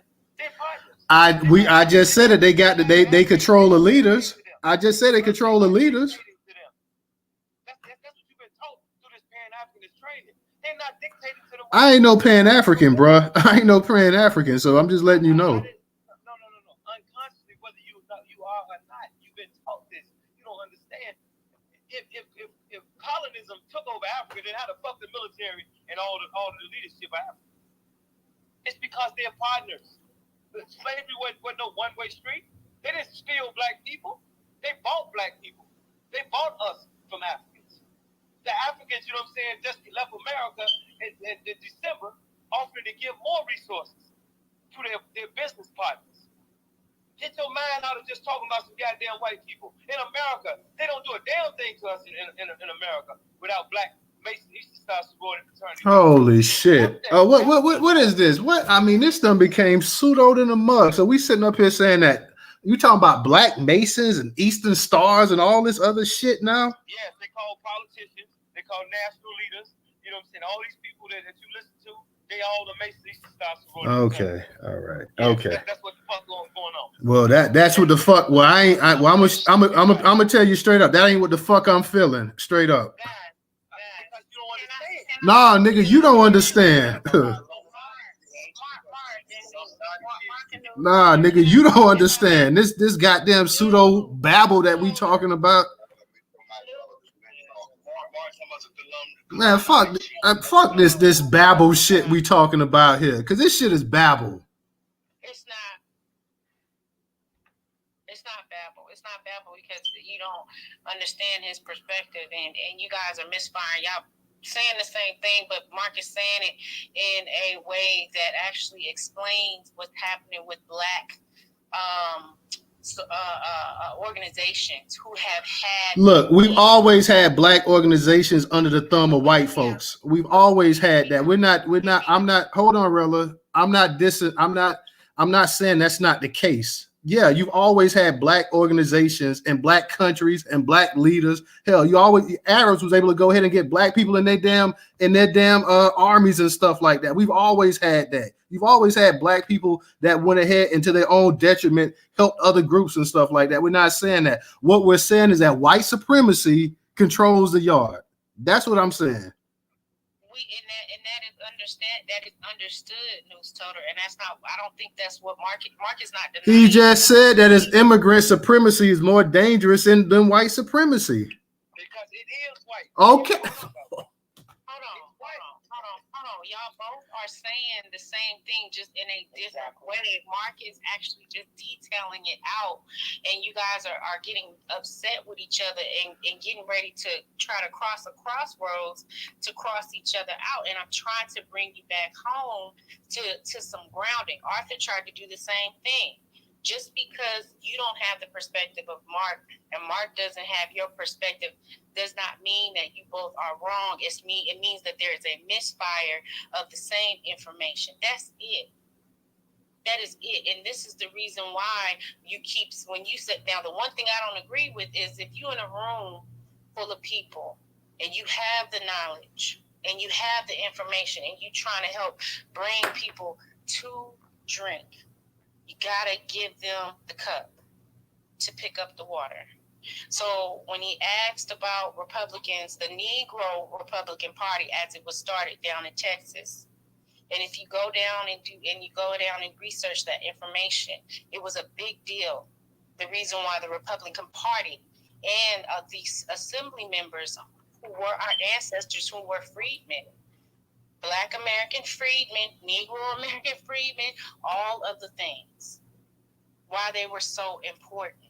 Because they were trying to position themselves to actually give us a footing in politics, which is why Frederick Douglass was so important in his voice. I really think that we sometimes I think get upset with each other because we do share a difference of perspectives. But for people who understand the Eastern Stars, who understand why the Masonry and all of those organizations were secretive organizations, and some did play a hand in keeping the gate closed. Get mad if you want to. That's not babble. That's not a babble. And you know what? In a global sense, you are totally correct. But what we're trying to give you here, and because we see it, Mark saw it, I saw it, I'm still seeing it. There's a nuance here that you got to understand is very important. It's mostly Jews here in Chicago and also involved with the Narc and Cobra axis that's making sure that the money is going to the right place. Okay? It's just like don't leave out the Nation of Islam. Don't leave out the Islam. Because exactly. See, most people don't live in a city like Chicago with a national leadership for all these organizations. The national headquarters for all these organizations that y'all been listening to are headquartered here. See, we know what Sambos and house niggas look like. Okay, members of the Nation of Islam work for the oppressor in Chicago. Okay, members of the goddamn the Pan-Africanist movement, the AKA headquarters is in Chicago. Them bucket hat wearing motherfucking Moors, they right here in Chicago. All them niggas work for these white racist Jews in this city, bro. And that's why this city is about to explode, because the niggas ain't got no control over us. We older now. And we'll fuck them up and them Jews. Yeah. Guess them Jews do. Guess them Jews do in this city. They shut the fuck up and mind their business. Can I say this? They shut up and mind their business here, bro. Can I say this? And like I said, Well, here in Old Dixie, hold on, Rella. Here in Old Dixie, where I'm at in the Deep South, a bunch of rednecks run the show here in Florida. It ain't a bunch of Jews. They're gonna have to get with you, bro. They're gonna have to get with you. You got more power than you know you have. Them immigrants gonna fuck them Dixies up so bad that they gonna come running to you like Abraham Lincoln did. That's how much power you got. Them immigrants gonna fuck them white folks up. I tell them all the time, y'all can talk all this shit that y'all talk, but this ain't 50 years ago. You motherfuckers gonna bow down. You ain't gonna have no choice but to bow down. I don't give a fuck who they are. The Ku Klux Klan, all of them, they gonna bow down because immigration is gonna fuck them up. I'm telling you, bro. Yeah, you gotta understand a lot of these people, brother, a lot of these people that you don't understand and know that you have out here speaking, they immigrants, bro. Minister Farrakhan, a motherfucking immigrant. He ain't no black American. Mark, you know what I'm saying? The live is streaming on YouTube, so if you cut, it's gonna get flagged. It don't matter, you know what I'm saying? I don't matter. But I'm saying to us, please understand, a lot of these people, and y'all don't live in Chicago, so y'all don't know. Y'all don't know mass incarceration started in this city from a lady by the name of Paula Wolf, a racist white Jew. Look, listen to me, brother. A white racist Jew woman by the name of Paula Wolf. She was president of Governor State. She's the one that was commissioned by Rahm Emanuel. Rahm Emanuel was over public housing. Rahm Emanuel was the senior advisor to Bill Clinton when they did mass incarceration, welfare reform, NAFTA, and every goddamn thing that y'all can possibly think of. But y'all so focused on the Republicans that y'all don't see these Jews that Malcolm was telling y'all about, these liberals, these progressive liberals right here just trick black people to vote for this house nigga ass mayor that we got. But good that he gave the $51 million to the immigrants. Because guess what he just did? Turned all these black folks against his ass. Good. Let him keep on fucking himself up. Let him keep fucking himself up. Because one thing about this city that differs from other places, man, when it happened, motherfuckers gonna goddamn kick some ass. I think what y'all, Mark, which I think what you missing the point right here is that people in this space, we not some bleeding liberals right here. Most people in this space. I'm not saying that you are. I'm trying to tell you who's behind this shit. I know you ain't no bleeding liberal. I'm not Republican or Democrat. Okay? The way I'm talking now, this is not talking to them Republicans. I'm making known to them. Look, for the business of going against immigration, we can sit down and talk. But after this, get the fuck out of our neighborhood. Get your white ass away from me. I'm not up for no white shit, period. I don't take orders from no white people. Don't bow down to them. Don't look up to them. Because I'm their God. You know what I'm saying? We gave them civilization. They didn't give it to us. He's right about that. When that lady got in the office, I mean, they was arresting niggas for just spitting on the sidewalk. That's what they was putting people in prison here for. So it is true. It's just that we're giving you a focus. What's her name again, Mark? What's her name? Who, Lori? Yeah. No, not Lori. No, that one lady that you said was racist. Paula Wolf, right. Okay, I'm going to get on her.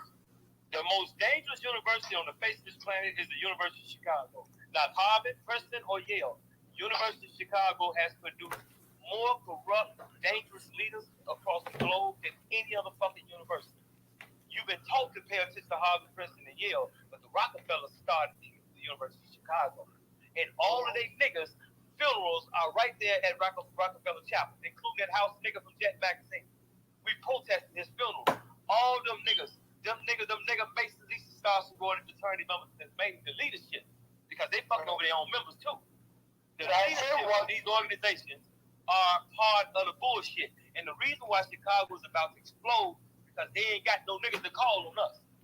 Right. So we figured more violent than them motherfuckers ever thought of being. You know okay, now can I just say this, and I'm gonna be quiet. And I hope News, you know that I have mad love for you, and I have mad love for Mark. Arthur, you already know what's up. Right. I'm gonna say this: we have no time for you all, for everyone not to get information and to share it and spread it. I don't care how different it sounds when it comes out. You gotta come back to some common ground. Because us who listen to you, we have a level. Right. Okay. Y'all the middle ground to us when we get to that point. So I don't have any disdain for my brother. You know what I'm saying? And the passion that you hear coming out of me, it's not against him. But I want to really understand. See, you know, I've been raised in this. You already know. I already know. We were raised in this shit against these masters of trickery. These deceitful ass bucket hat wearing Moors, these Pan Africanists with these phony ass dashikis on, them goddamn Muslims with them bow ties. We don't want to hear shit none of them got to say. Right. We don't give a damn about none of them in this shit. We don't. But Mark, you do understand that DeSantis is a second generation. He is a second generation. I understand. That's why there's the brother that he's an immigrant. He is a goddamn white supremacist. I'm very clear what I'm saying. And that's all Newstoter wanted to, I think, hear you conceptualize and make sure that you were hearing him and vice versa. And I think you guys hopefully, definitely can lead with that. I'm just gonna say my piece so I can be quiet because I know sometimes I'm long-winded and don't nobody come for me. You don't know my life. I love I have mad love. I should say I have mad love, and I've grown to develop a level of respect for everybody in here, and we have no time not to get this right at this point. Because coming up after us is the little ones, and the little ones they have fire, but they don't have the same knowledge. And if we are not even willing to sharpen each other, our irons, then we will be in trouble. We're worse off than we already are. And so we have to be able to do that. The other thing is, Ron DeSantis is a huge problem. People who are like him, Vivek, people who come into now, the immigrants who are coming in, to Mark, to your point, who do practice the supremacy, to Newstoter's point of white supremacy, they are coming in so boldly, which is why you could have someone go on CNN and challenge Don Lemon, regardless of how you feel about Don Lemon, and challenge his ancestral lineage and try to say he doesn't have to acknowledge him on live TV. I don't know if anybody caught that, but that's what he said. I should not have to acknowledge. When you align yourself with that white LGBT movement, I get it.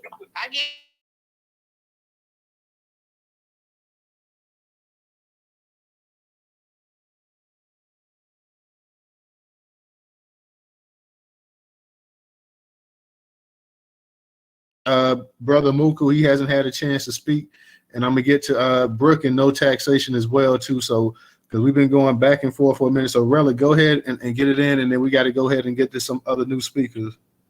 So I'm gonna say this. This is why I cautioned it and said, regardless of how you feel about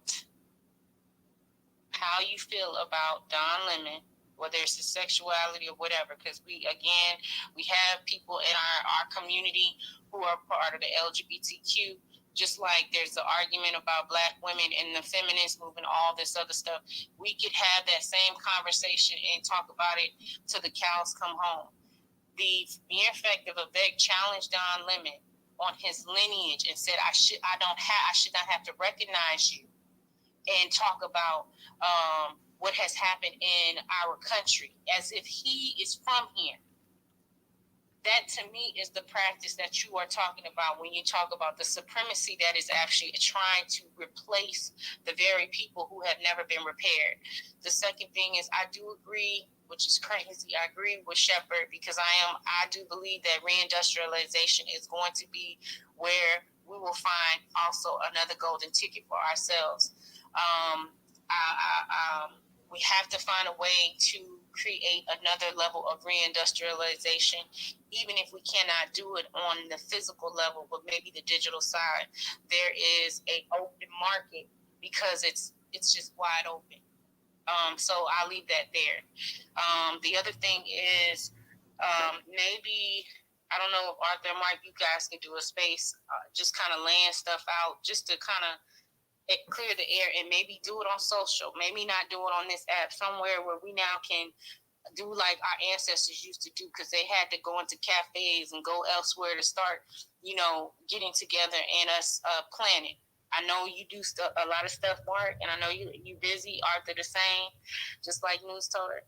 But maybe it's time for us to really be about our Father's business on the physical side and then take action. That has always been our Achilles heel for our generation, is the action. The action. That's the one thing our ancestors had to do because they had no choice. We've then become docile from taking action. And I'll land there. All right. Let me go ahead and get to Brother Muku. Brother Muku, go ahead and unmute your mic.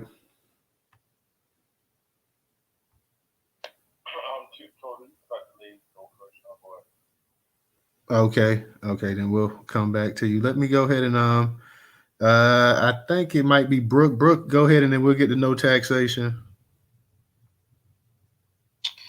Okay, thank you. I won't be before you long. I really honestly put it best. I love the way that she kind of helped us to understand that we were basically saying the same thing, and you both have very valid points. Bringing it back to Chicago, I would like to remind everybody that, at least in my experience, every time I see a politician who's talking about humanity or being humane to the immigrants, to the illegal immigrants, it's always a foreigner, right? So there is most definitely an immigrant supremacy, and I agree with you, Newstoter, that the white supremacy allows the immigrant supremacy. An example of immigrant supremacy that truly does hurt us in ways that we could not even imagine. I put a thing in the whatchamabobit called? Put a thing up there. The jumbo trip. There you go. Yes, thank you. And so these are AAPI women investment managers who just recently, so they're venture capitalists, they're private equity hedge fund people. So think about the policeman's union or the policeman's pension fund. So these are the type of people who take the policeman brutality, who are beating the crap out of us, take their pension fund and then invest it in various different startups and nonprofits and all kinds of crazy things, businesses. They invest in Asians. They invest in restaurants. They're the people who you see investing in those crazy, wacky things on TV. Everything that we make, that we consume, has to be made. And so these are the people who are taking the money off of our backs and literally investing it in themselves, but had the Caucasian audacity to use the Black American plight to tell us that we are not worthy. I will remind people, the affirmative action that's being challenged in the Supreme Court right now by Asians, they were encouraged by Jewish people. And just this past January, I hope you don't mind that I tell your business. Art and I were in a online webinar with more asset managers and hedge fund managers, and a Jewish white woman from Harvard literally said to these people, investing in a descendant of U.S. chattel slavery is a risky venture capital investment. Don't do it.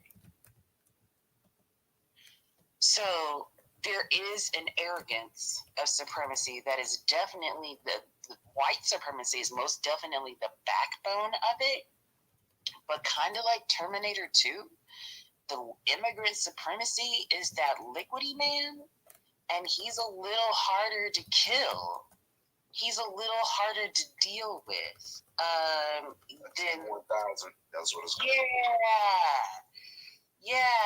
And so I also would like to encourage that people remember I'm in Houston now. It's a sanctuary city, and I see these immigrants coming in, every day, and I get to interact with them in a really weird, on a personal level, talk to them, and I promise you, they have the numbers, but they are stupid as AF. So they don't have the strength. They may have the numbers, but they don't have the strength.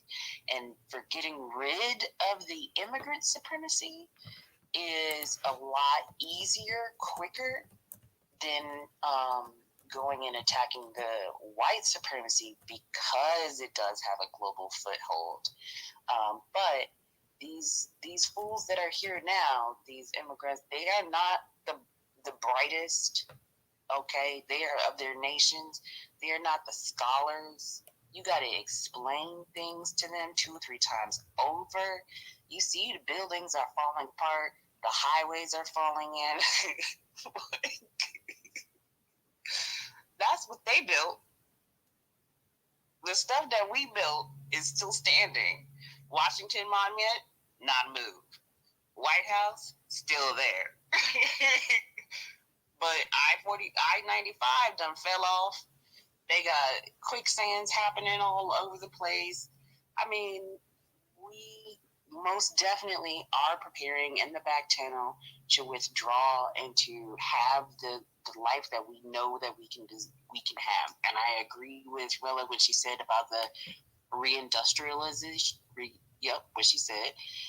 So then, in closing, I'd just like to remind everybody to, if you haven't seen those lists of Black farmers that's been posted through Valorant, let me know, hit me up in the back channel, and I'm more than happy to send you a link of the list of Black farmers. You can find some Black farmers in your area and start usurping grocery stores.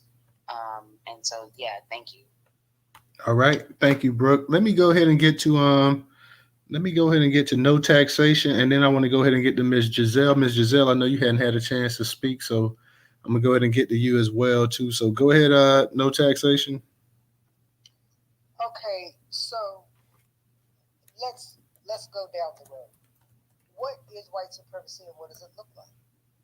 In Florida, it looks like DeSantis.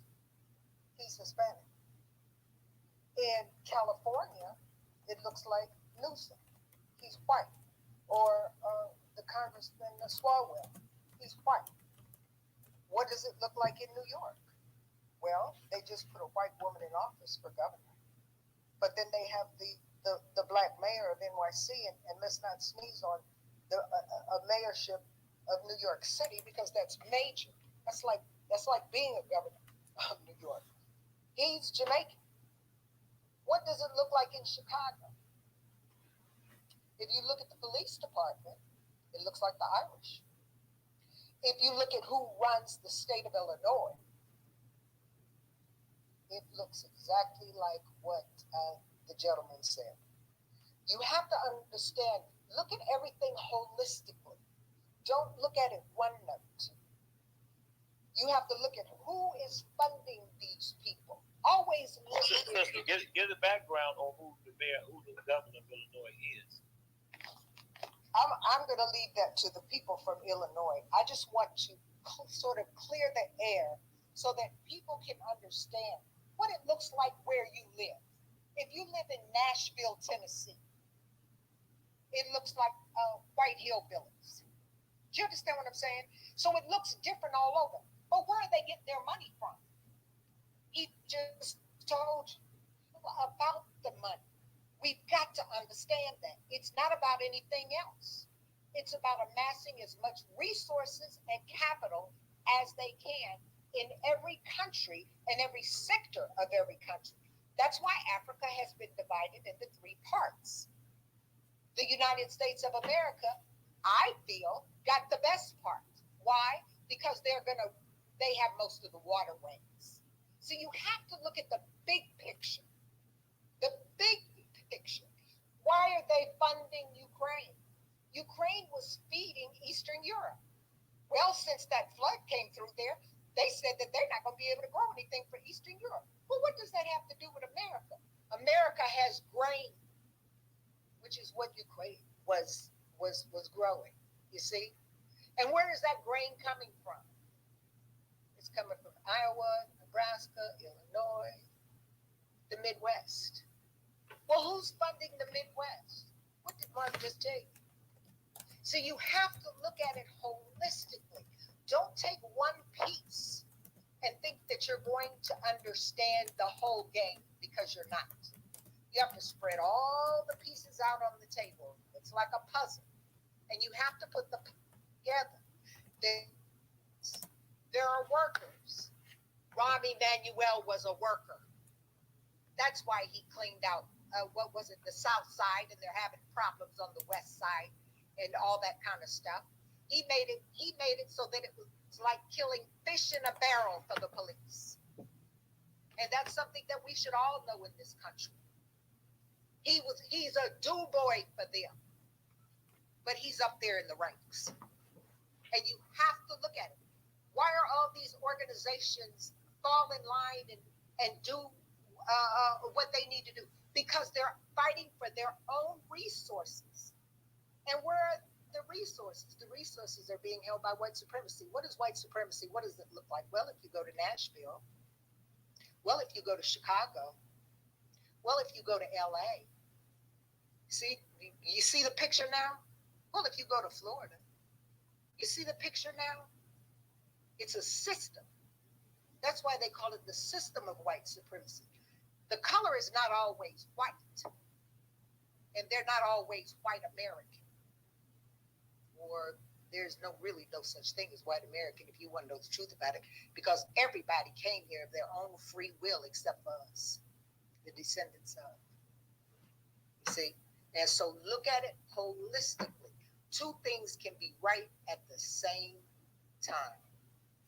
And I would really love to hear how the Black folks in Chicago decided to stand up against that immigration that was being pushed on them. Because where I live upstate New York, because where I live in my county, what does it look like? It looks like regular schmegular white people. And when they bust them over here in our county, they send them to New York City. New York City put them on a bus. Eric Adams put them on a bus and sent them to our county in the middle of the night. The county supervisor went out there and told them, get back on that bus and take y'all's asses right back to New York City, because we're not a sanctuary county. See? That's what white supremacy looks like, and he was white. And then he took Eric Adams to court. So it didn't happen again. So it won't happen again. They're in court right now. See, that's what white supremacy looks like. And so you have to look at it holistically. If they are not, and when I say they, I put it in quotes, they meaning the people who hold the resources. The people who hold the resources. Who's in control of the water situation? Who's in control of growing? Who's in charge of this and that? Resources. Okay? If they ever decide to cut the resources off, the first thing that this county will do is cut the water off for New York City. So what does white supremacy really look like? You see, you have to look at it holistically and see who has the resources and who's in charge and who funded them. Every time you vote, you need to go. I don't care what these people tell you that are running for office, go look and see who is giving them their money, and you'll know what you're up against. That's how you decide how you vote. It's not based upon what they say or what they did and didn't do. It's based on whose money are they taking. So you know how to negotiate, navigate those waters. That's what politics is. I just want to add one thing, is that you forgot taxation. One mayor, Karen Bass, is the former Mrs. Jesus Lechuga. She was married to a Mexican. And also, I looked up Eric Adams. His parents are from Alabama. So I just wanted to leave you with that. Thank you. And you find out who gives money by looking up their disclosure statements. Go to your board of election. Pull up their D2s. They call D2s. The disclosure statement is going to show you who owns these politicians. Okay? But the sister's telling y'all correct.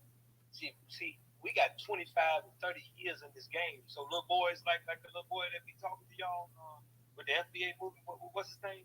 What's that little guy name? What's the little guy name with FBA? You talking about Tariq? Tariq Nasheed. He a kid in this game. You know what I'm saying? I like him, but there's a lot that he don't know. You know what I'm saying? And but him and the girl with 8 O's, if they would listen to us, the ones that's been up under these dangerous niggas, well, we can give them a whole nother level of the game. They got them folks over in Africa and shit that they don't even understand the role that the AKAs and Deltas played since Brown versus Board of Education with failing our people all across this country. And if you don't believe him, go see where Kamala Harris is going, where she's been, and what she's doing with CARICOM right now. Yeah, that's right. If you don't believe him, go see what the Vice President of the United States of America, which ain't no just sloppy position, it's a very powerful position, is doing with CARICOM in the West Indies. And we're over here talking about reparations, but she's over there trying to help them get there. Oh no, they called it African reparations. You didn't hear that? No. The press secretary came out today, I believe, and April Ryan asked her, what does the Biden administration think about reparations for the Africans that were enslaved in this country, to try to get this all. They're getting ready to put the play in, and we not even paying attention. The play is using the Freedmen's Bureau, y'all. She's using the Freedmen's Bureau to give resources to the immigrants. Look, you don't believe it? Go look at that photo op that they gave. Go look at the photo op, y'all. Yeah. Look up the Freedmen's Bureau stuff and Vice President Kamala Harris and President Biden, and go see who's in that photo op. That's all you have to do. You don't have to do no more than that to see where the game is going. And when Arthur told y'all 5 years, baby, if we get 5 years, we'll be lucky. Trust and believe that. Because remember when Kamala's father told her to be quiet? Her father told her, shut the fuck up. Shut your ass up before these black people wake up and fuck all us up. See, they're not no fucking Jamaican. Hey, Mark, chill. Hey, Mark. Hey, Mark. I know we was kind of going back and forth, but chill on the cursing, son, man. I guess, brother. You're right. But it comes about me, bro, because we were raised under this stuff. And it just a lot of stuff that we learned because people like Dr. Claude Anderson were our teachers. We didn't hear him just on videos. We didn't just read his books. He came here and taught us. The brother that always exposed the Mason and Eastern Star and sorority fraternity member that moved to California. He was with Harold Washington, Jesse Jackson, them and all them. They ran him out of the city. Bobby Rush, Jesse Jackson, them. They got him out of the city. Man, what's his name, man? All these guys, man. These were our teachers. The guy that wrote the book, the CIA boy. Don't forget Steve Coakley. Don't forget Steve Coakley. Yeah, these were our teachers, y'all. Sam Greenlee that swooped and sat by the door. We know these people. We know Dr. Conrad Worrell. We know Jacob Carruthers. These old pedophiles, bro. We know them. Okay? So these are not people that we just heard of. Chicago is where all y'all leadership come here to get their march in order to come back to y'all cities. And that is the hub and the center of Africanism. Yes. And Cobra is headquartered here. Please understand that. Please understand that that's why that fight is so important in Chicago. Yeah. Please understand that the black folks in Chicago been fighting since forever. That's why it's a litmus test. If they can conquer Chicago, they will conquer every other city. That's why And that is why it's the testing ground for everything. It's the middle of America, and it's a financial center for the Midwest. The fresh bodies of water, meet right here in this city right here. The Great Lakes meet right here in this city right here. You know what I mean? And man, bro, look, and when you understand the power of water and the worth of water, gold, platinum, all that stuff is beneath water. Okay? It is one of your most precious resources. These people, the Pritzkers that own the Hyatt Hotel family chain, the Hyatt Hotel chain, J.B. Pritzker is the governor of Illinois, one of the Pritzkers. Okay? The Crown family, all of those families, they're here. These are the Zionist Jews that own the left and right 1%ers. Okay? Whether they're Democrat or Republican. So when I'm saying Republicans, I'm talking about the working class down on this level that we must all have a sit down against this immigrant supremacy that is white. And it's not the white that you've been taught to pay attention to. The white that you've been taught to pay attention to, the bunch of dumbass white folks with some hoods on. They don't have the sense of the white Jews. You know what I mean? All right, real quick. Let me just say this. Real quick. Go ahead, Gene. Real quick. I wanted to say this with it.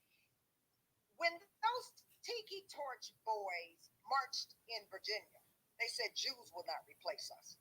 They didn't say nothing about no black folks. But that fire was something that they know historically. And I just want to say this to Arthur. I had no idea that Dr. D's remarks were not entered into the congressional record because I was the one that had his remarks entered into that record. So I'm going to go back and check. And you're right about Cohen. And guess who helped me? One of the white Du Bois for white supremacy out of Chuck Schumer office. So I need to go check on that. All right. Yes. Let me go. That's why you have to know who you're dealing with. And you have to know how to work with your worst enemy. Okay, real quick, let me go ahead because Miss Giselle's been waiting patiently for a while. So let me get to Miss Giselle. Miss Giselle, go ahead and unmute your mic.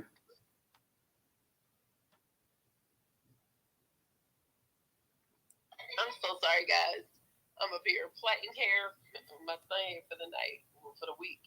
But yeah, I think what we're talking about right now, I think it's a big chessboard that they're playing on. And like I came up because it's like something I found out today, like Westmore, who is believed to be immigrant, because he still needs to really find out what his background is, but he is pushing to implement the red light of some of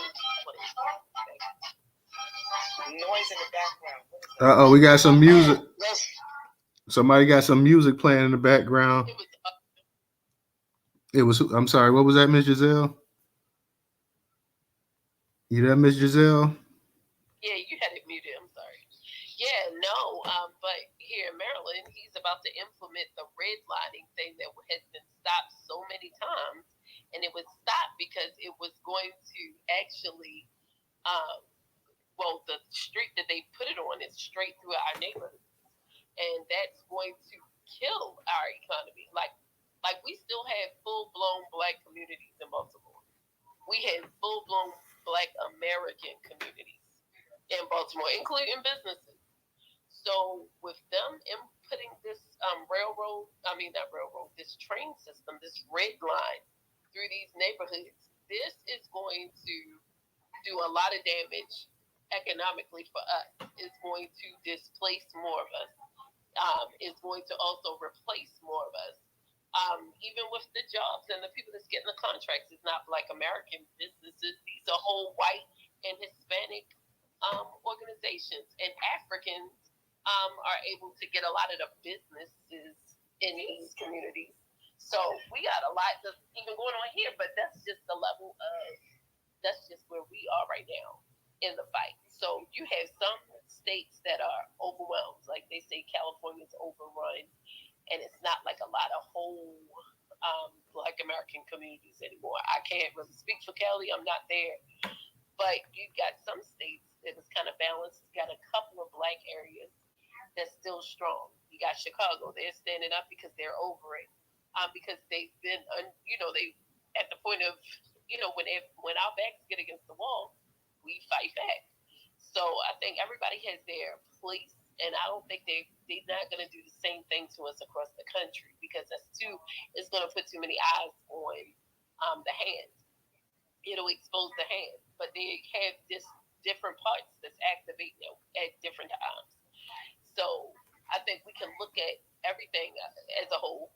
We need to look at what's happening in all of these other states. So when you can say, okay, so you must be in that beginning part of this, or this must be the end, because we're not even here. Our population is 9% in this area. It used to be 50. These are things that we need to start considering going forward if we want to beat this system. And it's good that Chicago's fighting back, but it's hard because, just like I was saying, for the mayor race, we should have been more on, if the black person was destined to win, we should have been more on looking at that black elected person and saying, why don't you have something for us on the record? And matter of fact, have a person like King and Arthur come up and say, hey, this is what we want in place. But it's like it was so much commotion, and then people that's not even from there kind of got involved, and that made it like kind of even worse. We had a lot of conversations about like this election and how important it was, but I think a lot of times out of sight, out of mind. If people aren't there, you really can't say what's the best for those people. But all I'm saying is we need to look at all areas on this chessboard and make sure that we're paying attention, so that if we see another move get ready to go into place, we can fight, we can combat that, because we know what the end game is. Or like if we see an area where we're still strong in, we can make it even more empowered. That's where our game should be, and the focus is. I really believe we do need those offices. Freedmen Affairs, Office of Black American Affairs, whatever you want to call it, FBA, I don't care what you call it, but as long as it's specific to us, because every other group has them but us. And here in America, in Maryland, and I'm gonna land with this, here in Maryland, they delineated even more. We have Africans, they have an Office of African Affairs here, and they have an Office of Caribbean Affairs, and yet they still want to have their hands in anything that we have access to. And that's the effed up thing about it. And the crazy thing is, if we fight against it, we're called divisive. That's the narrative we have to change. And this has to be the sound going out this whole for the rest of this year and going forward. And even down to what we're doing for Juneteenth. We're making very loud statements. It may seem like something little, but when we're making whole organizations, I've seen it. Some people had inboxed me where Fortune 500 organizations have changed even the flags that they had that was, they was pushing on their platforms. They've even changed it to the Juneteenth flag. Those small things and the big things, all of those things matter, because we can't let them have any access to us in any way. So I land, and this is the only way that we win. We got to fight on all grounds. So I land with that. All right. Thank you, Miss Giselle. Once again, guys, up in the Jumbotron, we got 3 people to subscribe to the YouTube channel. On the left-hand side, the 4th on the left-hand side. For those that have not subscribed, go ahead and click the actual link to take you to the YouTube channel where you can go ahead and subscribe. Like I said, we got 3 people to subscribe to the YouTube channel tonight, so let's see if we can get a couple more before the space close out. For those that can support the program tonight and Newstoter, you can support us on Cash App. $Newstoter, $Newstoter. Newstoter is the largest Black-owned, Black American news curation platform today in America. And once again, that is $Newstoter, $Newstoter. For those that do not have Cash App, we have the Venmo and PayPal up in the Jumbotron. Also, for those on YouTube, we have all of those links in the description. Let me go ahead and kick it to Phoenix. Phoenix, how you doing tonight? Oh, wonderful, Toter. Wonderful. Hi, family. Peace and blessings to you all. Blessings, reparations to the room. I love this conversation. Thank you so much. You got it now.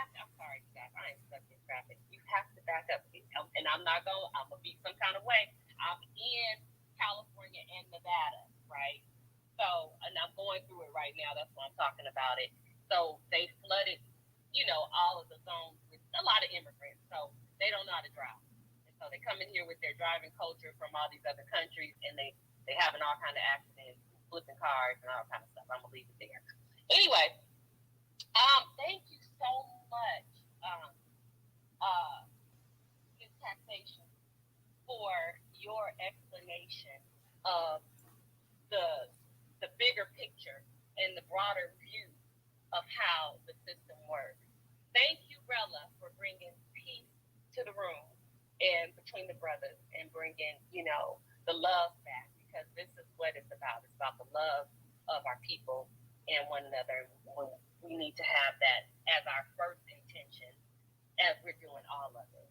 And yes, we will have some misunderstandings, but, the brothers are saying the same thing, and they have just as much passion to get things done. Thank you, Mr. Ward and Mark, for being on the front lines of this fight and being passionate and getting it done. And I will add to, and thank you, Ms. Brooks, because you brought a lot of clarity. Just all the speakers, but this is just where I tuned in at. God, so, and Mitch is there. So I want to say, Brooke, you breaking up. Hey, Brooke, you were breaking up. That's Phoenix. I'm sorry, Phoenix, you were breaking. Phoenix, I'm sorry, you're breaking up. Can you hear me now? Yeah, I can hear you now. Okay, let me just stay still. I just want to build on what Ms. Taxation said, and I believe it to be true. And what Mark and Mr. Ward said. If they're coming for Chicago is the bastion of Black people and strong Black people. And if you can come for Chicago and try to break Chicago down, then that goes to say that you can take any Black city in this nation. So it is very important to not let Chicago fall at all. Because, again, I'm in California. California has fallen, right? We're still out here, fighting a good fight. But when you're talking about numbers and you're talking about influence and you're talking about propaganda, it's over. So we cannot let Chicago or any other city, Detroit or any other city fall, because that gives them the clue and the foot in to say we can take the nation and Black people, and we will be erased. And like taxation says, we don't have 5 years. We have right now. And so right now, what we need to be doing is getting in these offices and being in the room where we can get the resources to our community and to our families.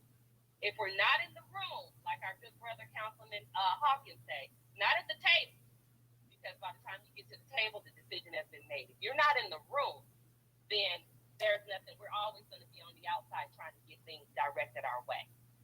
So, as much as we don't have a taste for politics, as much as we like to live our private lives, as I do, there is a crisis and there's a need for people of our mindset to be in these spaces and running these places. Now, when we're talking about money, we can raise our own money to run our own campaign. And we can do that. We can make that dollar stretch. What we need to do is start getting in the faces of our community and getting in and knocking on these doors and spreading the message. And that's how that'll get done. We can do it just like Barack Obama did it. Okay, well, part of how the rest of it's all big money. But anyway, I'm just saying, let's start getting ourselves together for 2024. And if we got to take every position. We losing you, Phoenix. All right, I'm sorry. Okay, I'm a land, but run for DC. That's all I want to say. Thank you so much. All right, thank you. Let me go ahead and get to Reraw. Reraw, go ahead and unmute your mic. Hey, Newstoter. I'm sorry. Just my heartbreak and playing the drums in the background. He's so crazy. But I was the one who asked Newstoter to ask about what's going on with the missing babies in Chicago, because I think that we are really leaving focus on how many people that we lose, daily, yearly. Last time I checked, it's like 100,000 Black women missing. You know what I mean? And so I'm worried about these babies. The last thing that I checked was there were men in Chicago, and they were saying we're going to go to all these abandoned buildings. And I'm sorry, you guys, my neck is red. He's super lit right now. But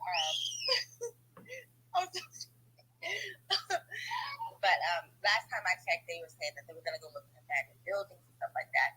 There's so much stuff going in Chicago. You got white people dressing in masks with black face to do a bunch of stuff.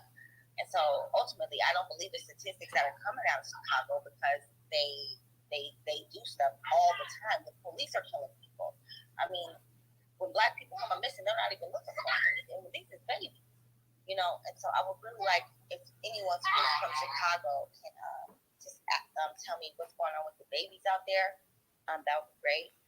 And as far as like us as people, I agree with everybody with what they said. We absolutely need to unify. I really don't know what it's gonna take, besides going back in chains. Literally, Joe Biden said, "You guys are all gonna be back in chains. We're not that far removed from slavery." Everybody thinks that slavery happened 400 or 500 years ago. History is repeating itself right now over and over. You can see how much history is repeating itself. They have Jim Crow laws in Mississippi. All right, and so they have all of these migrants and all of these other people coming in saying, "Yes, you're right. It's the Black people. It's not us. Even though we're Black, it's them. It's them. They're the one." You know what I mean? And so we are on our own. I don't know what it's gonna take to show people that like we're literally on our own because everybody else is against us. And it's really unfortunate, what I'm saying, that they're like batting for the evil team. They want evil. They want evil to win. They want evil to succeed.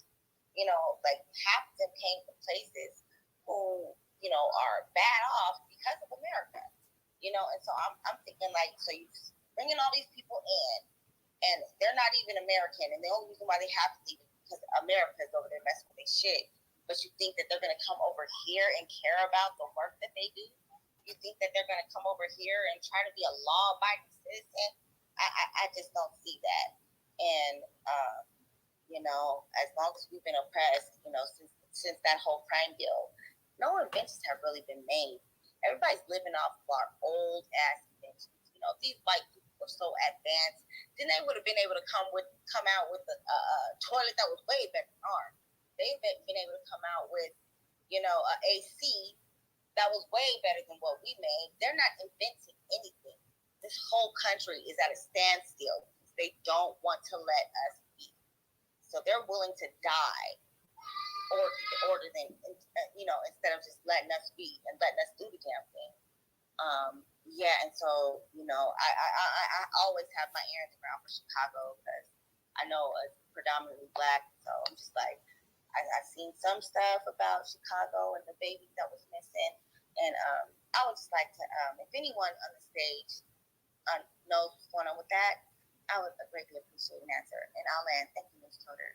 And peace, reparations to the family. All right. Thank you, Rira. Arthur, I'll go ahead, and I know it's been a while since you said anything. Did you want to go ahead and add anything else to the space? Well, I'm just glad to hear all of the different calls for unity.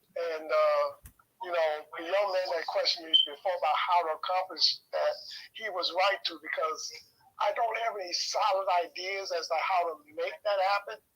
But I'm working hard to figure out how to make it happen and get my butt out there to try to make it happen.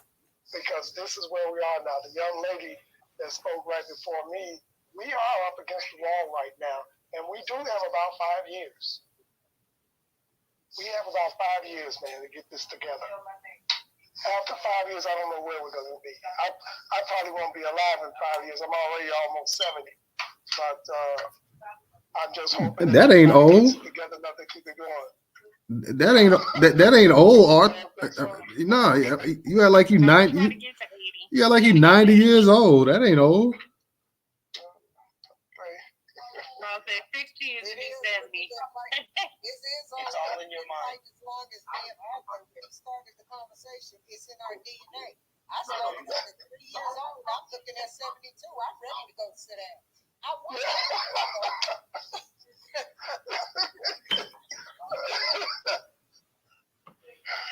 Maybe if I slow down on the wine, I'll make it.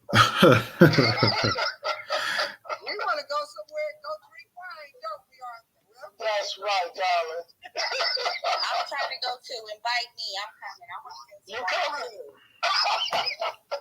No, just to realize you ain't part of the Boomer Squad. Sit down, sit back. Not tonight. You gotta come to the liquor store and drink this beer. Hey, Mark, did you want to add? Real, I'm gonna get to you, Mark. Did you want to add something real quick? Yeah, I wanted to address the particulars when it comes to these kidnappings that happen. You know, like Mute your mic. yeah, what we found out is that we've dealt with and again, when you look at this immigrant problem that we have in the city, we've had young women, young people come at time after time and time again with more notes who are riding up to them, trying to get them, you know, to pull them in the cars and things like that. So there's been a lot of issues around these kidnappings in places like Roseland. When you look at Roseland, it's highly populated with a lot of illegal immigrants, and not just illegal immigrants. When we talk about the cartels, are really centered around what is called the 9th and 10th Ward over in that area. The waterways where a child can be kidnapped and thrown on a boat and taken straight out of the country. And so there's some things that have been happening, and I mean, I won't go too far off into it, but we've been paying attention, and we under the gun in so many different ways, y'all. That I mean, it's a million fights that we have to fight in this city, and only to find out the role that our own people play alongside of this white racism. I won't call it white supremacy. I'll call it supremacy or a racist system. Like the sister said, this is a system. It operates. It cannot operate without all of the moving parts and all the different groups of people, be it Black Americans, Hispanics, whites, the different groups of whites, Asians, Indians. They all working together as one. And when it comes to our community, these are Masons, Eastern Star sorority fraternity members that are the gatekeepers of the white racism in this city. I mean, of racism in this city. The gatekeepers. So you guys think it's trafficking? You guys don't think that they are missing, or without a doubt? I know a young lady that was actually kidnapped by some Hispanics in the middle of the expressway of 57, the highway 57. She was able to jump out of the car.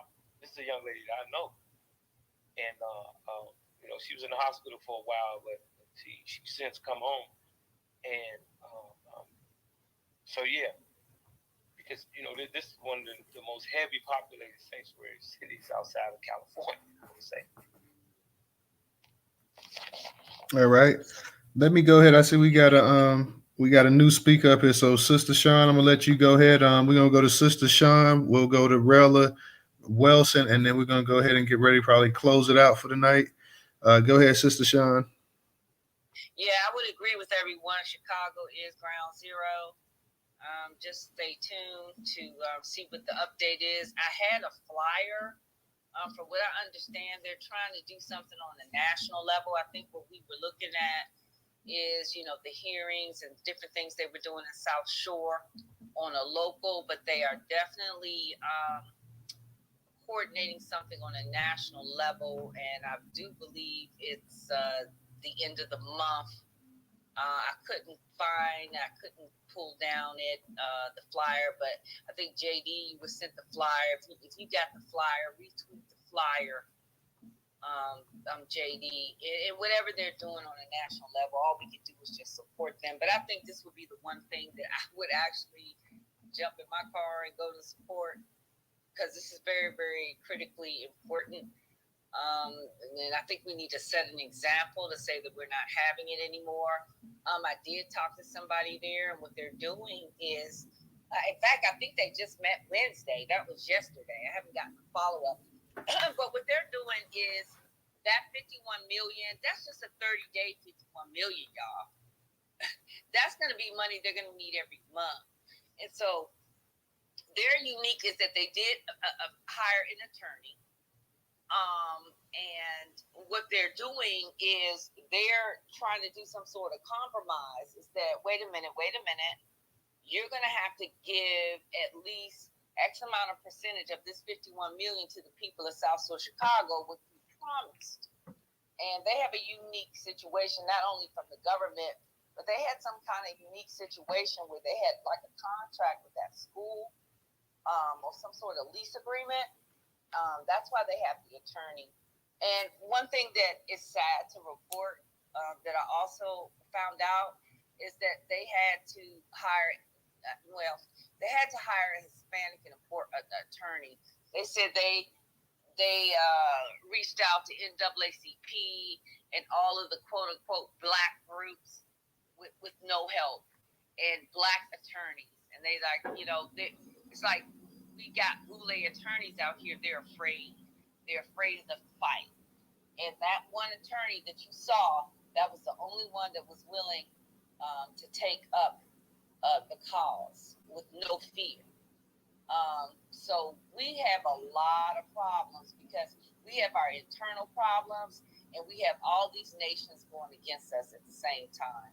So yeah, if we don't unify, we may as well just pack up your tent and go home, or just be ready to be plantation ready.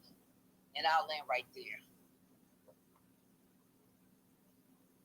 All right, thank you, Sister Sean. Let me go ahead and get to Rella. Rella, go ahead and unmute your mic. Thank you, Newstoter. And thank you, everybody in the space. I forgot what I was going to say that quick. Damn, I must be tired. I'm sorry. I had my listening session with the OMB today. So I'll just quickly give a brief update, and then I'll land. I think it went well. I'm going to finish up my slide decks, and I'm going to submit them. You know, it seems as if we really have to stand up for ourselves, and we really have to, again, get into an actionable mode. It is imperative that all of us get financially free. That means if we are about our business so that we can make things move, like growing Newstoter spaces, getting DJ the printer he needs, making sure that our Black platforms are raised up, even to the point where, again, as I stated, the infrastructure. That was one of the things I did mention in the OMB, is that the reason why we need the classifications to be recognized and solidified in federal government, so that paperwork will change. People can start now collecting data on who are the people that are being lives being taken, employment status, homelessness. We need all of that information, and we need that information for resources for us so that we can create financial stability. Some things we can start doing on our own, but we need to get in action mode. I don't care what else we do for the rest of this year. We got to get in action mode, period. Because we are running out of time, and it's like we're racing against the clock. And if we only had 2 years to live, what would that look like for all of us? And that's the mindset you got to take from now until the next, after the next presidential cycle and the year after that. So 2 years. We got to give ourselves that much time, and we got to move like the devil. Not literally, like, you know what I'm saying. But anyway, I land there. And thank you, Arthur and Mark, Newstoter, DJ, and Professor. And of course, all the beautiful ladies with all the dimes and all of the messages you guys brought to the table. It's always appreciated. All right. Thank you, Rella. Thanks, We brother. Thank you so much. appreciate you as well too. And Rella's right as well too. For those that can for those that can support the platform, like I say, you can always donate on Cash App, whether it's $1, $2, just to support the platform. So that's $Newstoter, $Newstoter. Let me go ahead and go to Wilson. Wilson, go ahead and unmute your mic. Yes, hi, how are you? Just some last words. You know, just recently, the University of North Carolina Chapel Hill Medical School dismantled their DEI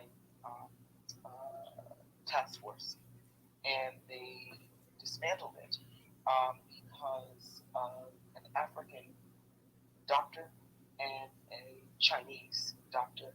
This Chinese guy, he is the head of an organization. Actually, you can find it on Twitter called Color Us United. This organization is anti-DEI, and also they are against reparations for Black Americans in this country. Having said that, they this African doctor and this Chinese guy, a Chinese doctor, fought the University of North Carolina's medical school and dismantled DEI. And they said that, focusing on diversity instead of meritocracy is a dangerous path. See, you also have a gentleman who about 10, 12 years ago, this Asian kid who felt that his stellar grades, his stellar record was a shoe-in, and specific Ivy League universities or specific universities that he felt he was going to just get in, and he was rejected on all three of them. And he was the one that pretty much challenged affirmative action, because he said that he would discriminate against based on race, and that there are people of other colors, and he's talking about Black people who are getting into the schools, and it just can't be because they've got good grades. You have a professor at UCLA Law School who I know my godson graduated from that school, who, when talking to him and a couple of the students there, there's a professor at UCLA Law School that has been challenging not just the law school, but UCLA Medical School, UCLA School of Public Health, UCLA, the undergrad, challenging the University of California, stating that he does not believe that the Black students that are going to those schools are truly qualified. And he does this over and over again. This bastard is a tenured professor at the University of Los Angeles School of Law.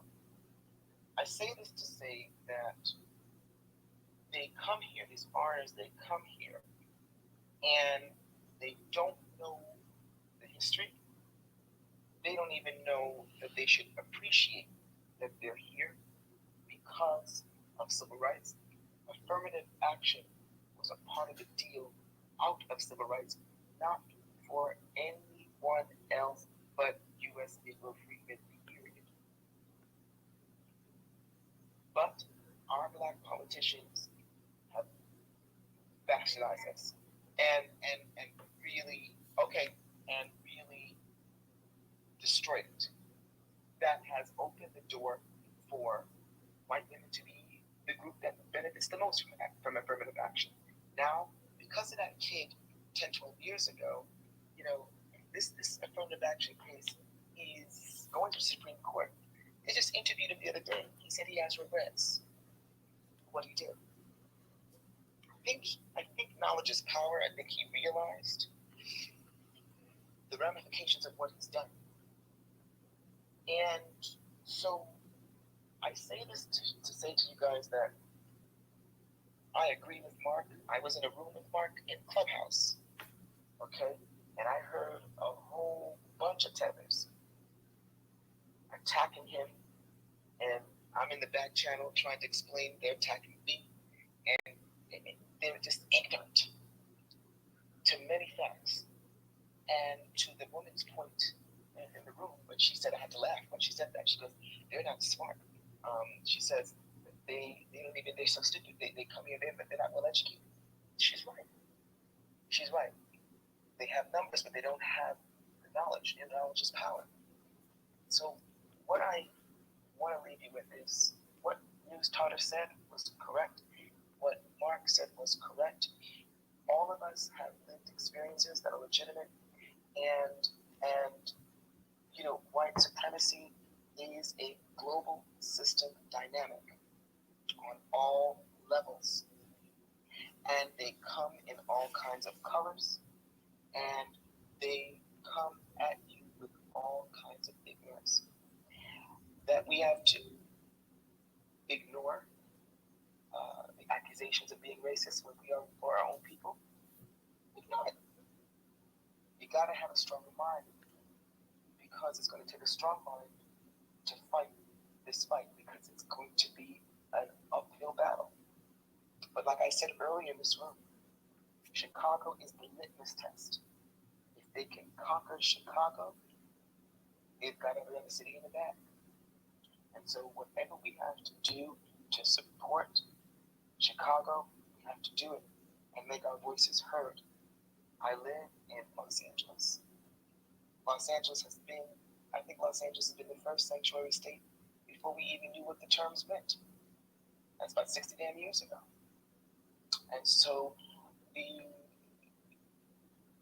BS that's going on in these cities against Black American people, our history, the accomplishments that we do, the wealth of this country, it's a fact. That we are most powerful is a fact, and that we have to continue to move on, but we've got to heal. We've got to give each other grace. We've got to fight. And we may not like each other, like somebody said in the room earlier. We may not love each other. But we've got one thing to do, and that's push our needle forward so that we can quell this immigration supremacy and white supremacy that will hand in. And I do believe, and I've said this, Mark has heard me say this in other rooms, I do believe one day, whites are going to have to come to us because they're going to need our strength. And they're suffering behind this immigration stuff too. They're going to wake up and realize that they've been bamboozled by their own people. So I just want to say that thank you for the room. Arthur, thank you so much. Mark, thank you. I'll see you next month. Taxation, Phoenix, Rella, everybody that Giselle, everybody that has said things today. It's been important, and it's relevant, and you matter. You too, Black American homeland. Black majority state. And Black majority state. Everybody in here matters, and we really do. So I want to thank you for that. All right. Can I just say thank you to Newstoter? This was such an important space. Yeah. It was necessary. Real quick, guys. We're gonna wrap it up, but real quick, go ahead. No taxation. This was such an important space, and I just want to say thank you. I waited for this space when you first announced it. I always have my ears open to anything that Arthur chooses to say. Everything that he has written. If excellent. Please write it. Got to understand that exactly what he said is where we are. The reason we have 5 years and not 1 year is only because we're going into a different presidential election. That's it. That's the only reason. It's not because we have 5 more years of fight left in us, because some of us don't have one more day. If whatever you all want to do, to put your hands on deck. All I suggest to everybody: first, volunteer where you are, where you think that you will be welcomed, and where you think that you will be needed, and where you want, what issue you want to work for. There is nothing in this lifetime that there is in this Black lifetime that does not need help. There is no shortage of Black folks that need help. Okay, and if you're concerned about mass incarceration, find out who's over there doing something in your city or your state. If you're concerned about homelessness, because 50% of Black families are homeless, then volunteer and see where you can be of help there, and get your hands on deck. It's not enough for you to sit in spaces. It's not enough for you to read Arthur or listen to me. It's not enough. You have to get out there and fight. And it's trench work. And we all have to do it. It's hard. It's not easy. It's difficult. And it's tiring. But you have to get your hands on the deck. Because if not, your children will not be okay. Never mind your grandchildren. Your children will not be okay. That's how close we are right now to falling in the cracks and staying there. And like I said, I always tell y'all, get rid of dead weight. Just get rid of dead weight. Don't have it around you, okay? And thank you, Newstoter. Thank you, co-host. Thank you to everybody in the room. And Arthur, I so appreciate you. And it was so nice to hear from Mark and Stepper too. Stepper, Stephen, you didn't say, Shepard, you didn't say anything that I did not disagree with. Not one single thing. So I just want to add that, and just thank you, Newstoter. I appreciate this space. All right. Thank you. We're finna get ready to wrap this space up for tonight. This was a good space. DJ, you got a space going on tonight, right? Jumbotron, top left hand side, y'all. That's the link. Okay, so DJ's gonna have a part 2 of this space. Professor DJ, y'all want to say something real quick before we close this out? Because I'm about to go ahead and wrap it up. But Arthur, let me hold on real quick. Let me thank Arthur especially for coming through as well. Talk to him about this space. And Arthur, I appreciate it so much for you coming through just to let us know exactly what's going on in Chicago and everything else. As always, we definitely appreciate having you. So thank you once again. Let me just go ahead and say that before we close this out. Well, thank you, everybody, and especially you, Newstoter. I don't like to get into contentious stuff with the family, but I do like the fact that we have a lot of energy, and the energy means that we got interest, and hopefully that interest turns into action. Absolutely. As always, appreciate you, Arthur. DJ and Professor, you guys can go ahead and say something real quick, and then we'll close it out for the night. See, you got your hand up, Professor. Go ahead. Yeah, thank you, Newstoter, and family. I got a chance to sit back and just really enjoy what everybody had to say. Got into the space late tonight, but that's because I was sitting back doing some remembrance of my mom. Her heavenly birthday was yesterday, and we did something today for that. So, and of course for my other family members too, because all of them, for the most part, have birthdays in June. So see, family, that's another thing that we have to deal with is our loved ones that have gone on. We have to deal with the trauma of all the people that we have lost during this pandemic. And we know that the government intentionally set this shit up. See, that's all part of the white supremacy system that we're living in. So with that being said, Toda, he's been very good with holding all the different topics and spaces that we as Black Americans hold dear to our heart. So let's continue to support his platform to build him up. Let's build up DJ, because that's part 2 of the Newstoter platform. So, you know what I'm saying? The late night host right there, y'all. WPI, man. He's the late night host. The host with the most, okay? All right. So come over to part 2, everybody. Come over to part 2. It was good to see Venus. I haven't seen her in a while, so it was good to see her up in space tonight. Miss Giselle, too. And of course, Rilla, she always bring that knowledge up in here, the funkified Rilla.